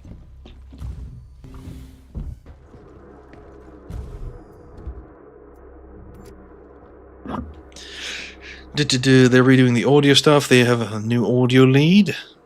Oh, I might have missed that. That's a good one. I'll keep that in mind.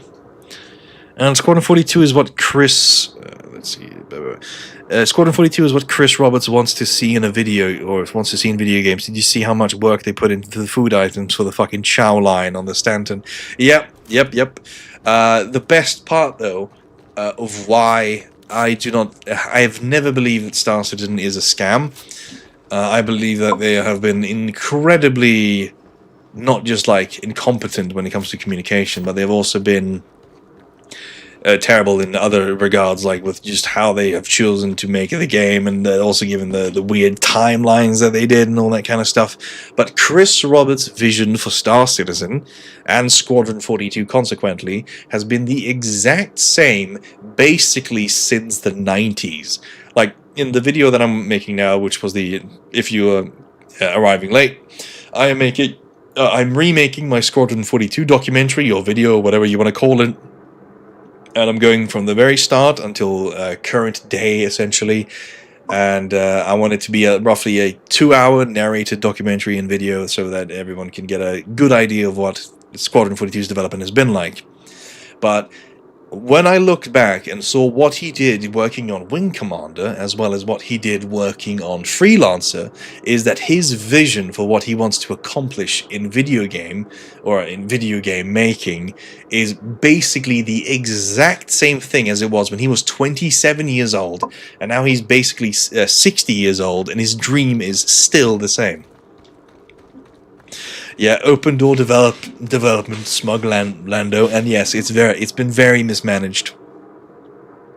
And notice how different development has been since they switched the lead of Star Citizen to Rich Tyra, or to Squadron, to Rich Tyra.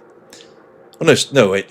Rich Tyra was working on Squadron, and then he moved over to Star Citizen, I believe. Yeah, and he's director of both now.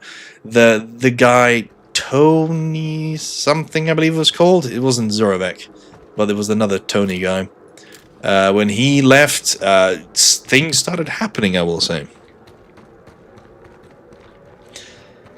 Yep, we backed Chris Roberts' vision, and I guess we are just lucky that we have been able to add our own things along the way that we want to see.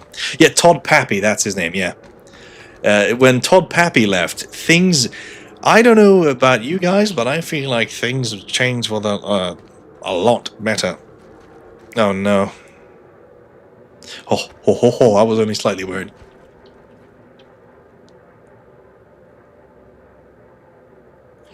There better be 10-hour-long ambience videos in the mess hall to relax and study to.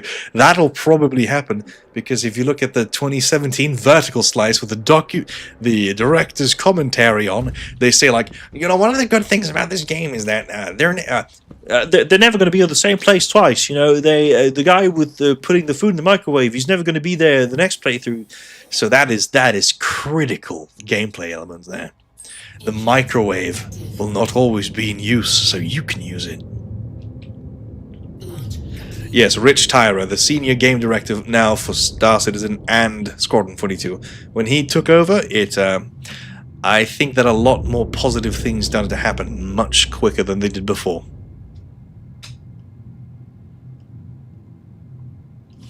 I've been saying a lot of words.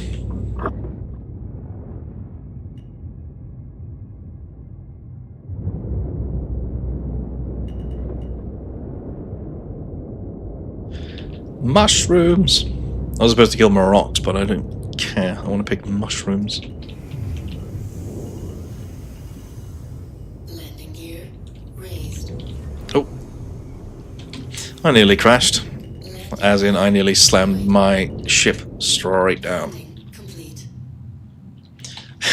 The Gordon Freeman microwave. Honestly, if they put that in, I would be so happy. Like, and then in the third game, we'll meet the guy whose microwave tuna casserole that we ruined. He'll be like, you know, Squadron Lieutenant Man, if you kill this Vandal King ship, I will forget all about what you did to my microwave tuna casserole.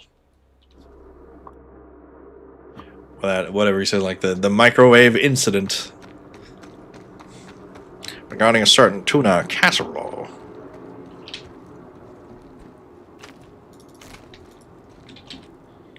Yes! Oh my god, I love this. What is happening right now?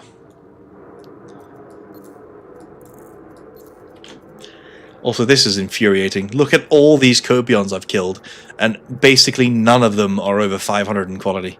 This is why I don't do crafting, people. It's annoying. Ugh. I hate being annoyed.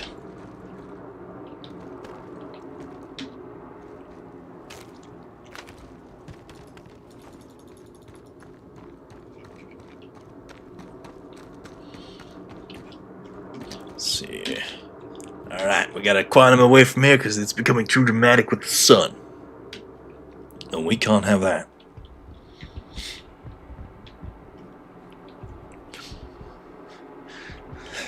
Da-da-da.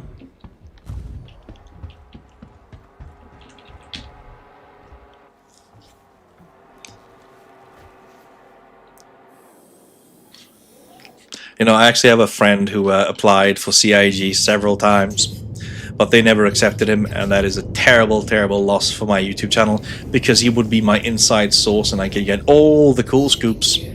But no. They knew, they probably knew, and he was my friend, and they definitely care this much about my channel, of course they do. Well, look at that. My god. Is this game being pretty right now? Am I taking a screenshot? No. I don't believe in screenshots.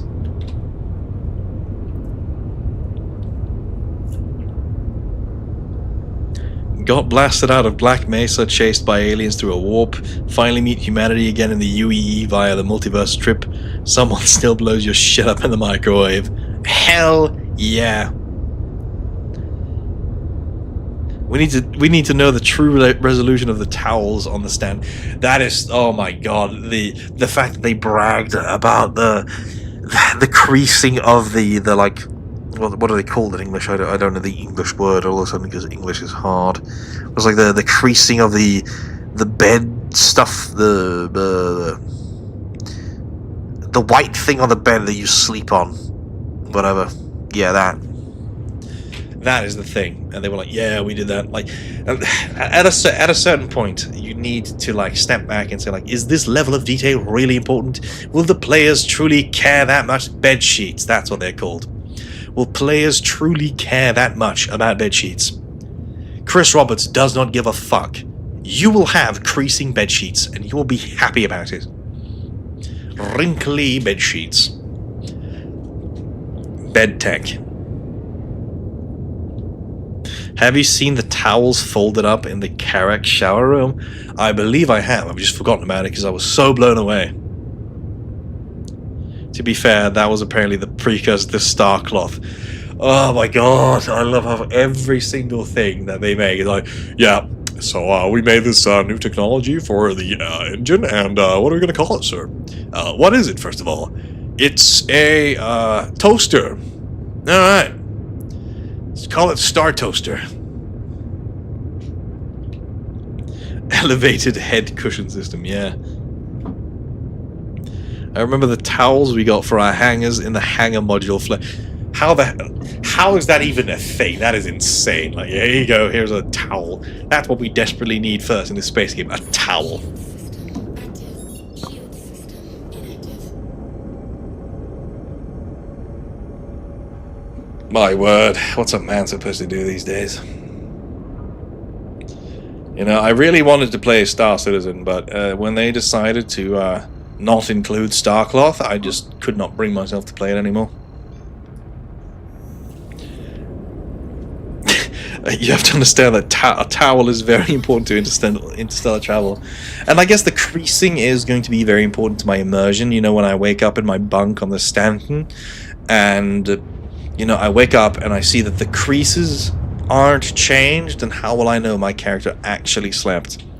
And I also pledged not to play Squadron 42 unless you have to have realistic day-night cycles, so your character has to sleep 8 hours every day. Every day. Like, you cannot finish the game otherwise. You have to, like, take 8-hour breaks, like, in real time, like, real life, 8 hours. He needs his 8 hours of sleep, so you can go touch grass or some shit like that. If they don't include that, I will not play.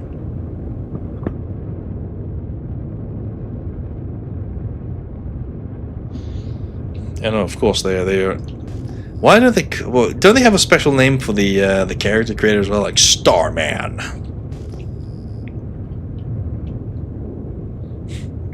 The 8K towels are for the VR. I believe that. So you can rub them on yourself, and then you get like a smelling good bonus, like you do in Kingdom Come Deliverance. And this smell, like your character's smell in Squadron 42, will have an effect on your relationship to the characters you speak to. And your romance option, which is going to be the mop guy, you know, the guy that mops the floor of the Stanton, because they don't have a robot for that for some reason. Your standing with him will increase, and he will be your only romanceable option. And you have to have the correct perfume as well. And you need to complete the towel minigame after every time you take a shower. Because if you walk into a meeting with a captain and your character is not dry in his hair, he'll get reprimanded and sent to the brig, and then you'll lose the game. Because instead of saving the Stanton when he gets attacked, you're in the brig.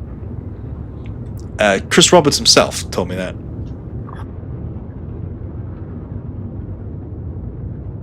Oh yeah, of course, Squadron will include the poop minigame, yeah.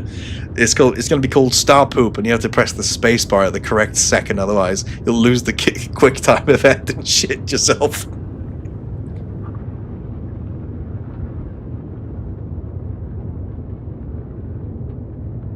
And if you don't take a shit before every mission, then it'll have an effect on your player's stamina, and it will reduce your running speed or some crap like that. Yep. That's precisely it, people. You're getting it.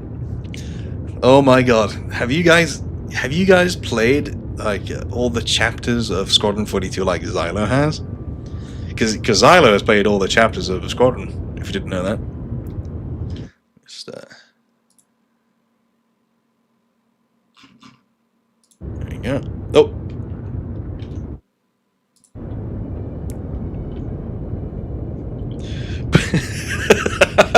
Exactly. Press... Oh, crap.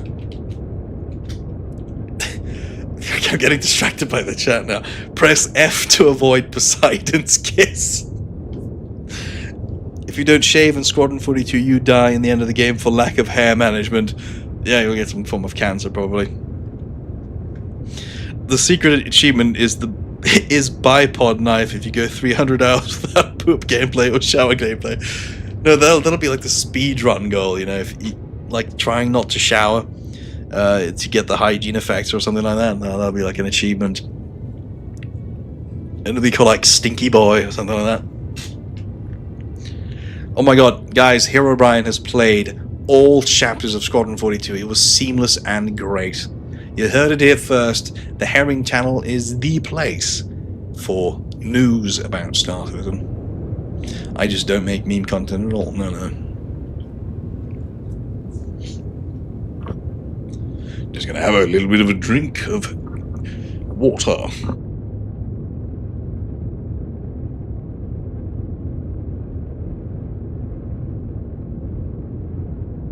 I lied. It's a carbonated beverage from America that has a red label with white text.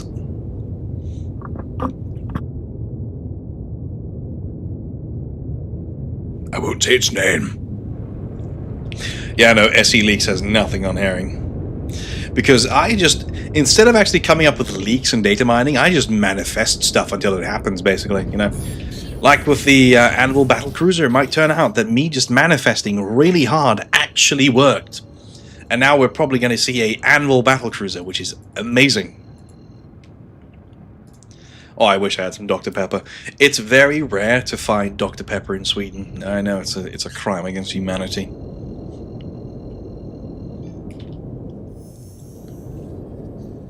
Quantum drive activated.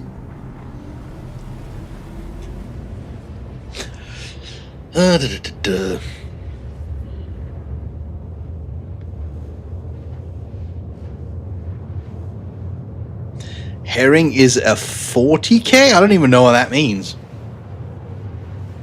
If you press really hard, you will see Squadron 42 releases, yeah. No, I do not drink Coca-Cola Zero. I've never drunk that in my entire life. I'm not addicted. Let's see, let's actually go do something interesting. You know, this is one of those amazing ships that I love and adore, and I want them to do something with, but they just don't, because they're too busy on Squadron. Also, my friend showed me this cool dance I can show you now. It's really cool. You just do that, and then you can dance all the way all you want. You just spam the buttons, and you can get down low. You know what I mean? You know what I'm saying?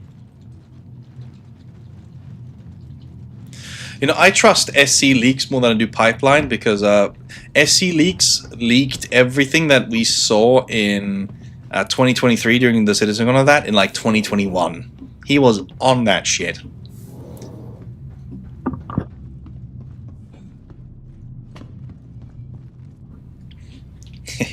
I'm not going to tell you how you can do this, but it's all legit in the game. So like, you can do this. Yeah, that's what I'm talking about. Get down, get low, get low. Alright, mouse, I'll send you a little invite. I don't know if Jared leaked everything in 2021, but yes, maybe he did. I'm not sure.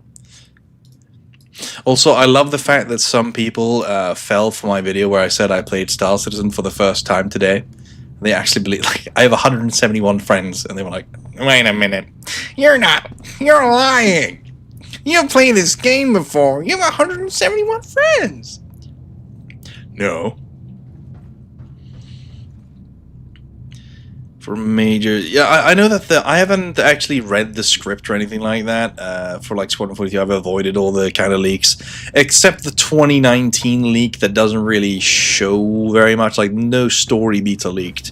You do, however, see a very cool, like, alternate kind of angled version. Like, no spoilers, by the way. You see the prologue battle, but some slightly different angles of the same battle. So it was a spoiler at the time before we came to 2024, but you get some pretty cool shots of like Vandal ships, and there was a seemingly they had a lot fewer ships fighting each other at the time. Yeah, the difference between Hater 115 that used to run Pipeline and the current runners of Pipeline is, I believe, as far as I'm aware, that Pipeline is trying to keep a bit of a better relationship to CIG than Hater did, because Hater didn't really give a damn. But Pipeline kind of wants to, you know, be there.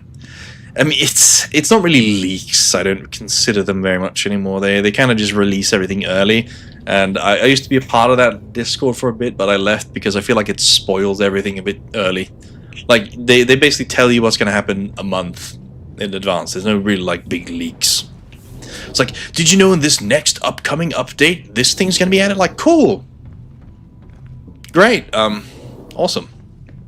Anyway, so it's not really something like this major thing is about to happen.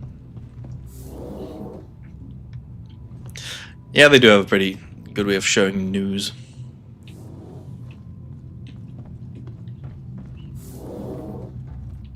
Yeah, yes, my alternate personality player. That's very important to see it like that. Oh yeah, I was very active in the Squadron 42 channel there. I was pretty schizo, and I took this energy and started a YouTube channel instead. So now I'm here basically because if you don't look back at what I wrote there back in 2023 around the CitizenCon and like the manifesting I was doing.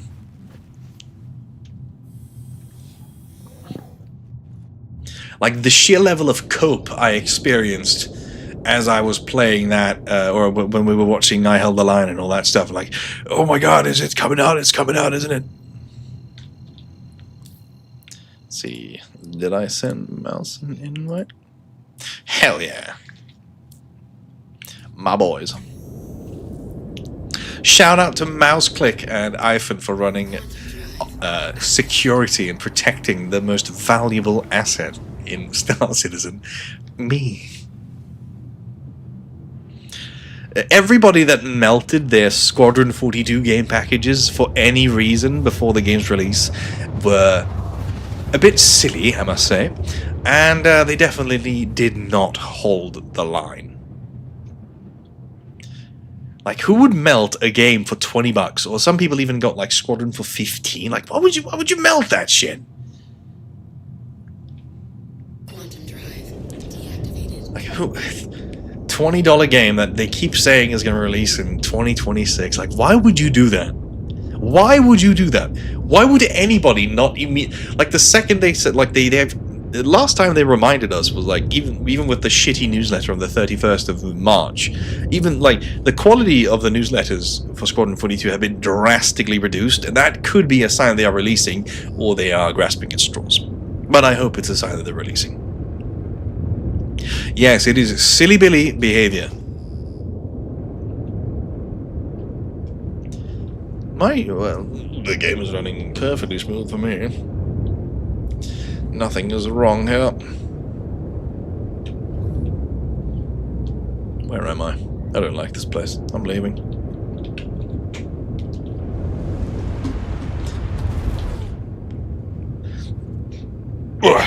Answer the call 2016. Yeah, they asked us to hold the... Oh my god. That's definitely something I'm gonna just have to reuse, the whole concept of please hold the line. Your call is valuable to us. Please hold. I believe that we will see Squadron 42 first. Why? I have no idea why.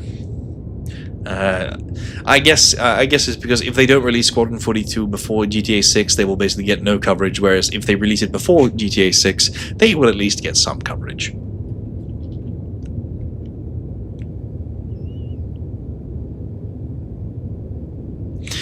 Yeah, there are of course a lot of people that are jaded with the project and mad about waiting and all that, and I feel like that's very reasonable. Like, they have taken an absurd amount of time to develop this game. Like I said, they have been developing this game for 16 years. It was just publicly unveiled in 2012, but pre-production and like the demo and the like testing that it was all possible started in 2010. So I understand that people are jaded, but you can't really do much with those $20 anyway, so why melt it? And I fundamentally think that a lot of the people that, which is a point I forgot to include in my video, but I feel is important to say, is that a lot of people that are probably mad that they remove the buybacks, and they've probably re-added them now, I believe. But a lot of the people that were mad are just people that wanted to undercut CIG's prices and basically hurt the game by selling a cheaper copy, so they can make their own profit instead of CIG letting them rake in some profit. You're a grandfather 3 times over since 20. Holy, I mean, yeah, it's the passage of time on this has been insane. Like I said at the start of the stream, I bought this game when I was 16 years old with 16 times the detail, and now I'm a week away from 28. It is nuts. Rockstar is collabing with CIG. You didn't know there will be crossplay? The Castro system is actually Vice City. Okay, that'd be pretty sick. Imagine a Idris rocking up on some random ass server in GTA 6. Now that will be something. Quantum drive deactivated. I don't know where I am. I'm just going places. But I hope that you all now realize that there is actually one Star Citizen YouTuber out there that actually plays the game. And it is yours truly. Herring.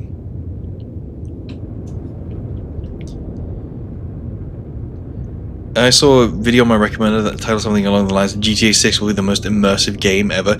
No, whoever has that take is an idiot or just like clickbaiting. Like, that is such a stupid take. GTA 6 has always been about escapism, sure, but immersion? No. Like, you can go and punch a grandma in the face, but like, you're not supposed to like dream yourself away and. I do know that my cousin, though, back when I was a kid, she used to play GTA San Andreas, and she confused the hell out of me because she spent her entire time driving legally. Like, she stopped at the red lights and she turned only when she was supposed to turn. It was probably, no, GTA 4, I think that was.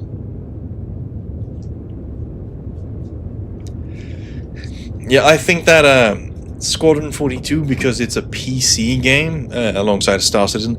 Like, the amazing thing about Star Citizen is something that I feel like people don't really discuss, is the impact of having a single player experience that we can play, and then we get to take this experience with us and become citizens within the UEE empire, and then it has effect on the MMO. And I don't know like of any other game that really has that, with a single player component in a separate game that carries over to an MMO. I've never heard of that before. I'm probably wrong. There's probably some other game that has done that before, but like, I feel like that is something that's truly special, is that we actually have something, that two games that share a lot of technology that has an effect on each other. And I feel like that's amazing. I'll get to have my fuck-ass, yee-ass, haircutted character in this game speak to Gillian Anderson while looking the way I do.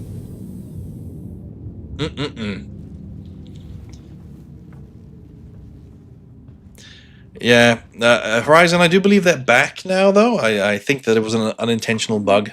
But just imagine this guy standing on the observation deck of that Javelin talking to Gillian Anderson. And, oh my god, and Mark Strong. Don't forget Mark Strong. He's an excellent actor. And John Rhys-Davies and Mark Hamill. Like, instead of like going up to Mark Hamill and him saying, "Who the hell are you?" It's gonna be, "What the hell are you?" Oh yeah, that is. Thank you for reminding me here, Brian. That is something I want to bring up. Imagine having played something like Mass Effect and then being able to have some of that experience carried over into an MMO experience, and then we could play our own characters running around in the Mass Effect universe. That would have been sick.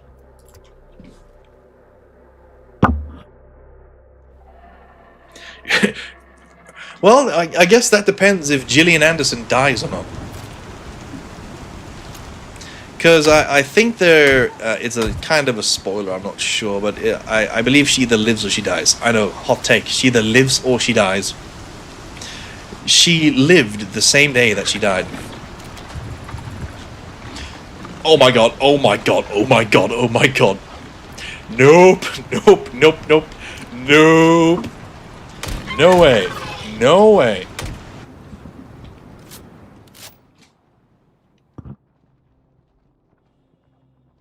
Oh yeah, and Ben Mendelsohn.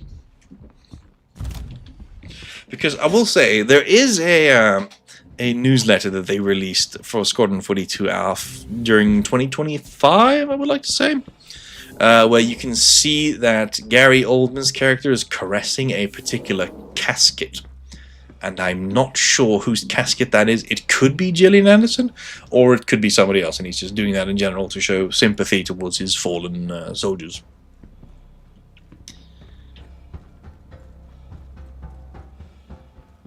We were so close to building. That's what he's doing. Ben Mendelsohn is out there in the Orion system trying to build the Death Star. What are the chances of characters from across the Squadron chapters coming into the story? That is interesting, actually. I guess you could consider the Imperator of the UEE, maybe, but we don't really interact with her. I'm not sure. They are in the military, so it would be kind of difficult, because presumably they would be deployed a lot. Maybe there could be like some quest where we help them out just to feel good about ourselves. Yeah, Gary Oldman's pressing F to pay respects.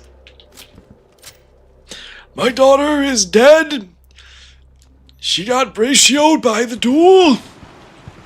And then we will have to carry on the fight against the Van Duel. I am Ernst Bishop, and I support this message. Time for me to run for Congress. Why am I not hitting anything? Jesus Christ. Jillian, if you die in the first game, that's on you, bro. Get ratioed.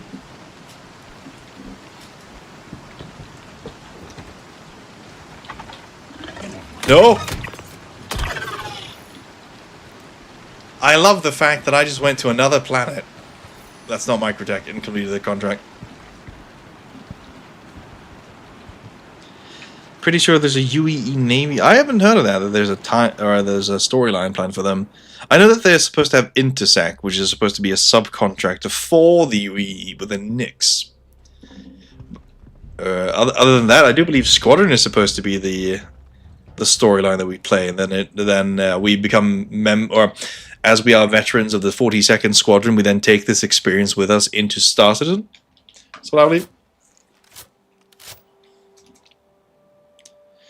Here's my theory. Bishop is, here's my theory with Bishop. I think he's going to try to snatch power long term. His speech at the UE Senate, I think, comes from a place of wanting revenge too.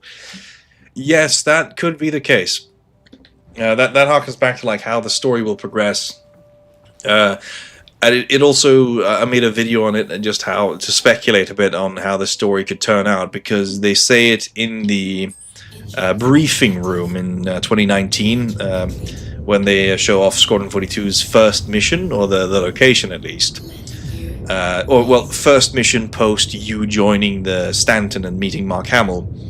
That 90% of all of Squadron 42 takes place in just the Orion system. I've heard some things down the grapevine about the particular titles of the future games, but I'm not entirely sure that I'm not going to share those because they could be potential spoilers. I made a video on it speculating on what the story could be, so if you want to watch that, you can do it. But I won't spoil it here.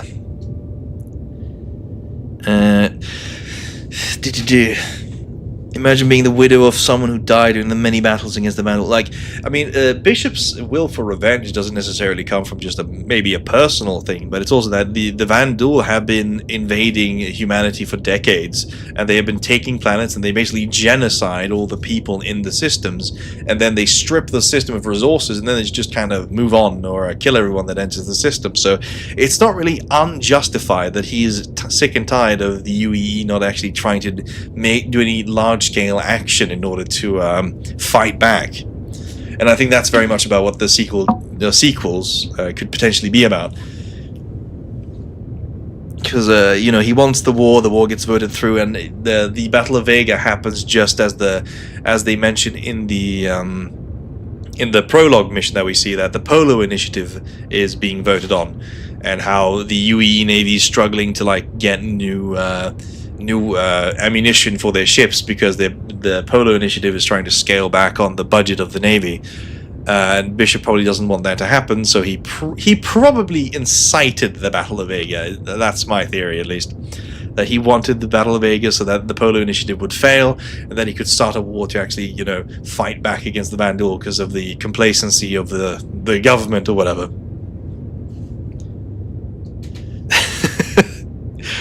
Squadron 42, Episode 2, The Fight for the White House. The UEE can be summarized in one word. That was in the foothills of the Himalayas. Like, they did show off during his... showing off my knowledge again, I think during CitizenCon of either 2014 or 2015, that they had a lot of pages of lore written and about the story of Squadron 42. So there is a lot of potential for them to actually have some pretty good tidbits there. I didn't realize I could actually make this voice. I kinda made it up on the spot. Mark Hamill! For God's sake, Herring! Stop flying into my ship! Given all the information we know and how all the pieces behind the scenes are being moved in regards to CIG, how likely do you think it'll be to see any sort of big news at Invictus? I think it's Invictus or bust. I'm putting all my chips down, you know, everything. You know, I'm gonna bet. I'm gonna bet that I'm gonna eat a piece of ham if this doesn't happen. But I think it's Invictus or bust, because if they start the marketing campaign any later, it won't make sense, because you have Alien Week, you have Pirate Week, you have like I think there's some other sales event that they might have during this time period as well. Like, Invictus Launch Week is literally the celebration of defense contractors and the Navy. It's the perfect event. Yes, I'm sorry, Hero Brian, but I promise that I will eat a piece of ham if I'm wrong about this, but I'm willing to bet that I'm not. I believe that Squadron 42 will at least get its announcement. I'm not coping so hard that I believe that they will actually shadow drop it during CitizenCon, or not during Invictus. I think that would be kind of mad, because I do not think it's within the character, because I am a actually licensed Chrisologist. I'm a professor in Chrisology at the Chris Roberts University of Manchester, and I can tell you very much that it does not fall in the character of Chris Roberts to allow an opportunity for, like, basking in the glory of his accomplishments. I think that he fundamentally likes the attention that he gets from, you know, making Wing Commander and Freelancer and all that stuff. Like, he loves the attention, you know, in 2023 when he stood there crying and being all happy. Maybe not entirely deservedly so at the time, but I think he wants that moment to bask in the glory, shine in the sun, and basically feel vindicated by the community that he actually accomplished this and they actually did it. So that's why I think they will announce it at Invictus and then release at CitizenCon, because he wants that event. Ham is amazing. I love ham. So why can't we bring more mold to Levski? Yes, more mold, because funny. Yeah, I love mold, especially in Levski. No shadow drop, but they need QA testing, so prep for earlier. If they release early access passes, I will be so goddamn disappointed. Like, who cares about early access? It's not about that anymore. Just give us the goddamn game. Release the files, Chris. Release the files. Yeah, there's also the speculation that there's some upcoming event in Los Angeles, I believe. I don't think we'll be seeing anything major from that personally right now because they closed down their Santa Monica studio in California. So I don't think that they would put any resources or stock towards an event like that. I think that they would probably put any major announcement towards something in around Invictus. Yeah, release the Squadron files. Release the Riccolo files. So yeah, I know that there's been like I think that we might hear something like some rumbling, you know, during this event that is happening this week, I believe.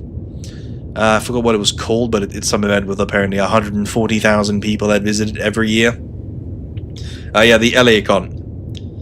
Yeah, I think it's going to be something, Horizon, in terms of just some marketing, some maybe teasers for us in the community, maybe to drum up some more interest in the more mainstream of media or gaming industry, the gaming industry.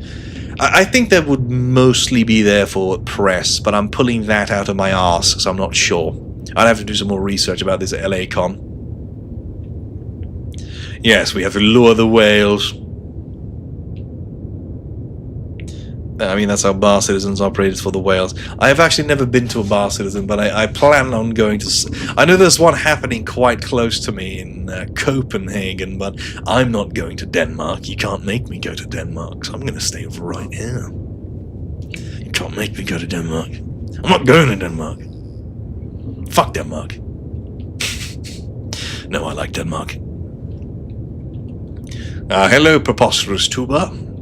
Welcome to the greatest stream to find tin in the world.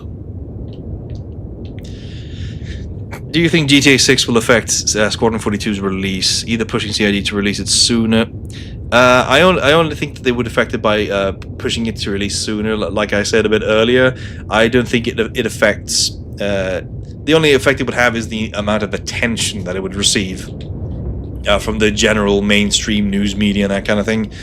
But overall, I do not think that they have as much overlap between player bases. I know that a lot of Squadron players and Star Citizen players might play GTA 6, but how many GTA 6 players, like think about the normies, the goddamn normies that played GTA 5, how many of them would really be interested in a space sim space opera with Mark Hamill? Oh, MB. Vegas MB. Hey, it's all the same to me.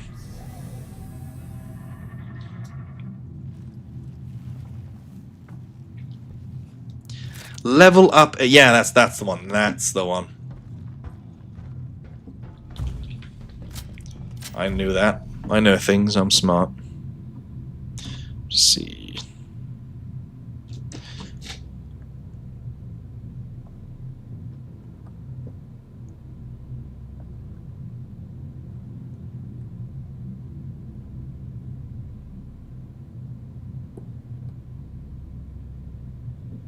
One second.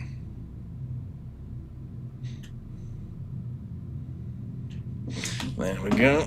Alright. Let me just bring that chat back up. You know, when your mother texts you a message, you have to be so kind as a son to answer. You know? Respect your mothers. Remember to tell your mother that you love her today. It's very important.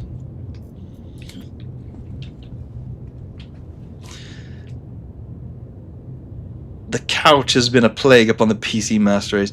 Yeah, well, the only thing that like terrifies me more about the whole console thing is that a console release of Squadron 42 could potentially lead to a worse gaming experience for us in Squadron and Star Citizen by dumbing it down to allow for controllers. And I think that is going to happen whether we like it or not, because Chris Roberts loves his controller.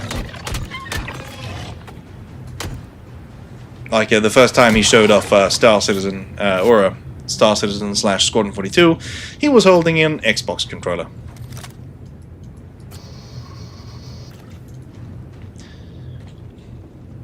Eh. Eh.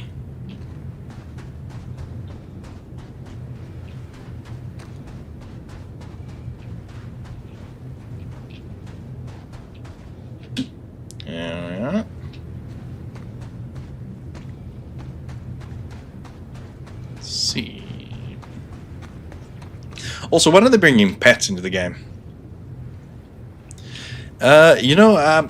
Actually, one of them, the guys in my dear community, actually plays with a controller, and he is a little bit mad, but we like him anyway, even if he's a bit mad.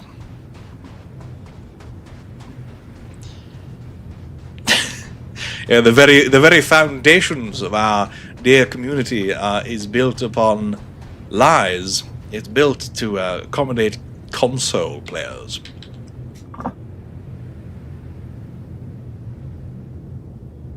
I mean, though it might not be a bad thing, because too complex of a controller scheme or whatever might, make even people with a cursory interest in Star Citizen refuse to play it, because some games have ridiculous controls that are a bit too much to learn in order to actually be able to enjoy the game. So, maybe I would kind of put Armor in that category, that the controls and all the stuff that you need to learn and do, it can be a bit annoying. I will have an Apex Valakar pet, yes. I will be a worm tamer. Let's do some low fly. Chip that's not meant for it. While reading chat as well, so I'm basically playing with my phone and flying. Armor 3, yeah, I'm also talking about Armor 2 especially, and Armor 1, and Operation Flashpoint Cold War Crisis. Shout out to anybody that has played that game. I love that game. Ah, yes. I've seen a lot of slander recently about... Oh, God. Oh, Jesus. I just rammed them all. I've seen a lot of slander recently in terms of... Hurston in particular, that the air is not breathable and radioactive, and I think that's dangerous false information that's being spread.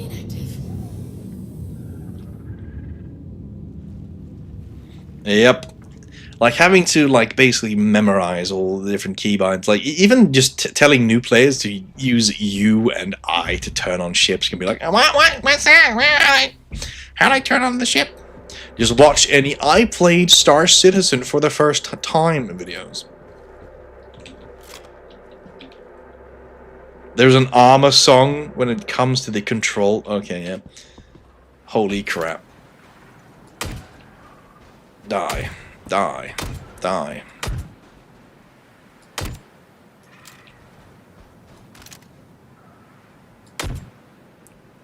I just want my fully automatic P8 AR.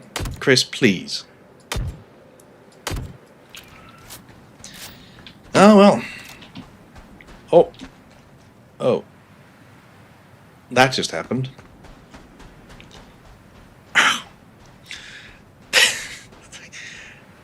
Oh, he's so excited. Come on, little guy. Come on. Also, I'm taking off my helmet right now to prove to you guys, the air is perfectly safe and breathable.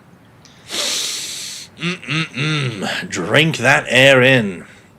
It's the thinking man's air, you see?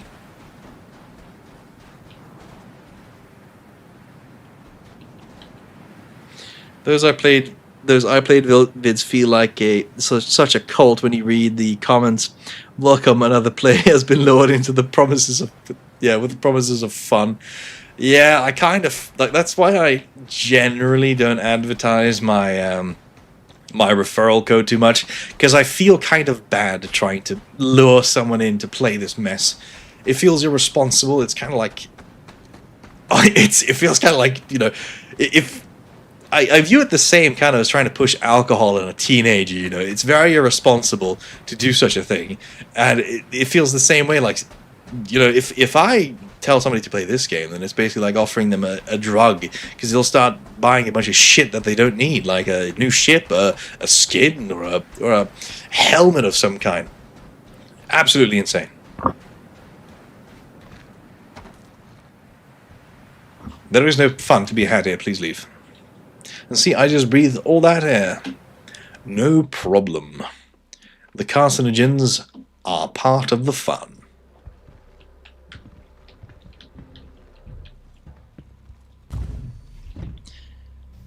I bought other people packages to offset any bad feeling. I have done the exact same thing. I bought like over the years, I probably bought 3 or 4 accounts for people as like birthday gifts because I'm not very original. And I would feel bad trying to say like, oh my god, you have to play this game. It's so good. Engines active. Like I tell people to play this game with a massive asterisk because I'm terrified that they will realize how terrible this game is. But I love it anyway. Complete. And I'm scared to say I do love this game quite a bit, but the second you say that, I get scared that something's going to happen. I'm going to explode and die.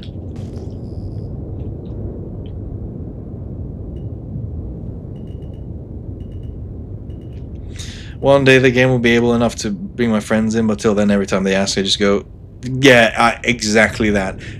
Come, try it during the free fly. Don't touch it after that. Just leave it alone. Landing gear deployed. Engines inactive. Blood for the blood god. What? Oh, what is the time? Shit. Alright. Time to kill some rocks. Let's see. I have a gun. I'm not afraid to use it. Where are you?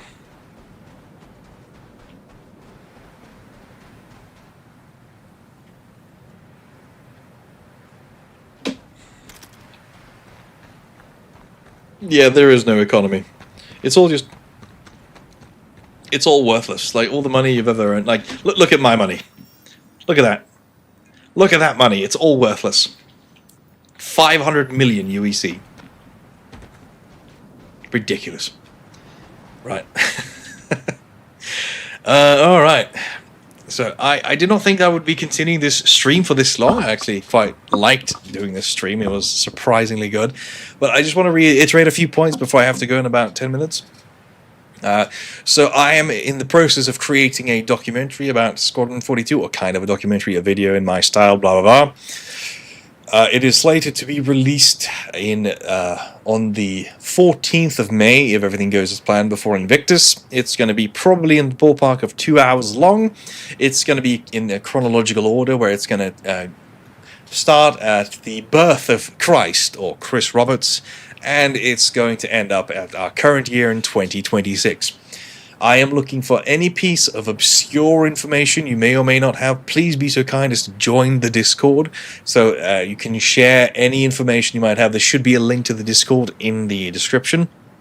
Like that is the most important support that you can give me. If you have any tidbits, if you have any interesting details or information that you might want to share behind closed doors, then I'm more than happy to hear it.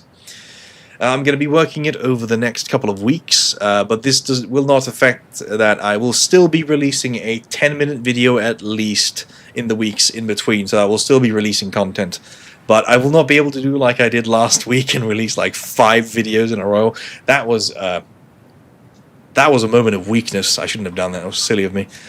But, you know, I'm really excited towards this documentary. It's going to be something that I'm hopefully going to be proud of. And hopefully the community will be able to use it as a resource. And I will, of course, be including some humor in it, but I will keep the humor to a minimum in order to, you know, make it a factual piece of media that people can actually look at and enjoy and learn something. The script will also be released to the public, so that if you want to make some Squadron content, you can find these obscure articles, videos and media that you might not have otherwise found. Like, just as a big resource, you will have the entire script for yourself. Do whatever, I don't care. Let's just see, I wrote some points down so I don't forget something, because that would be embarrassing. Yeah, I have 2 scripts halfway done, 4 videos that are going to be like 10 minutes long, so like it has not affected my workflow. And also, why Squadron 42 and not Star Citizen? It's because I believe it's far easier to understand Squadron 42's development than it is to understand Star Citizen, and at the same time you can use your understanding of Squadron's development as a lens to view Star Citizen, so that you can understand Star Citizen far better by understanding Squadron, in essence. And I've gotten to about 4,000 words already on the script, and I just arrived at 2012.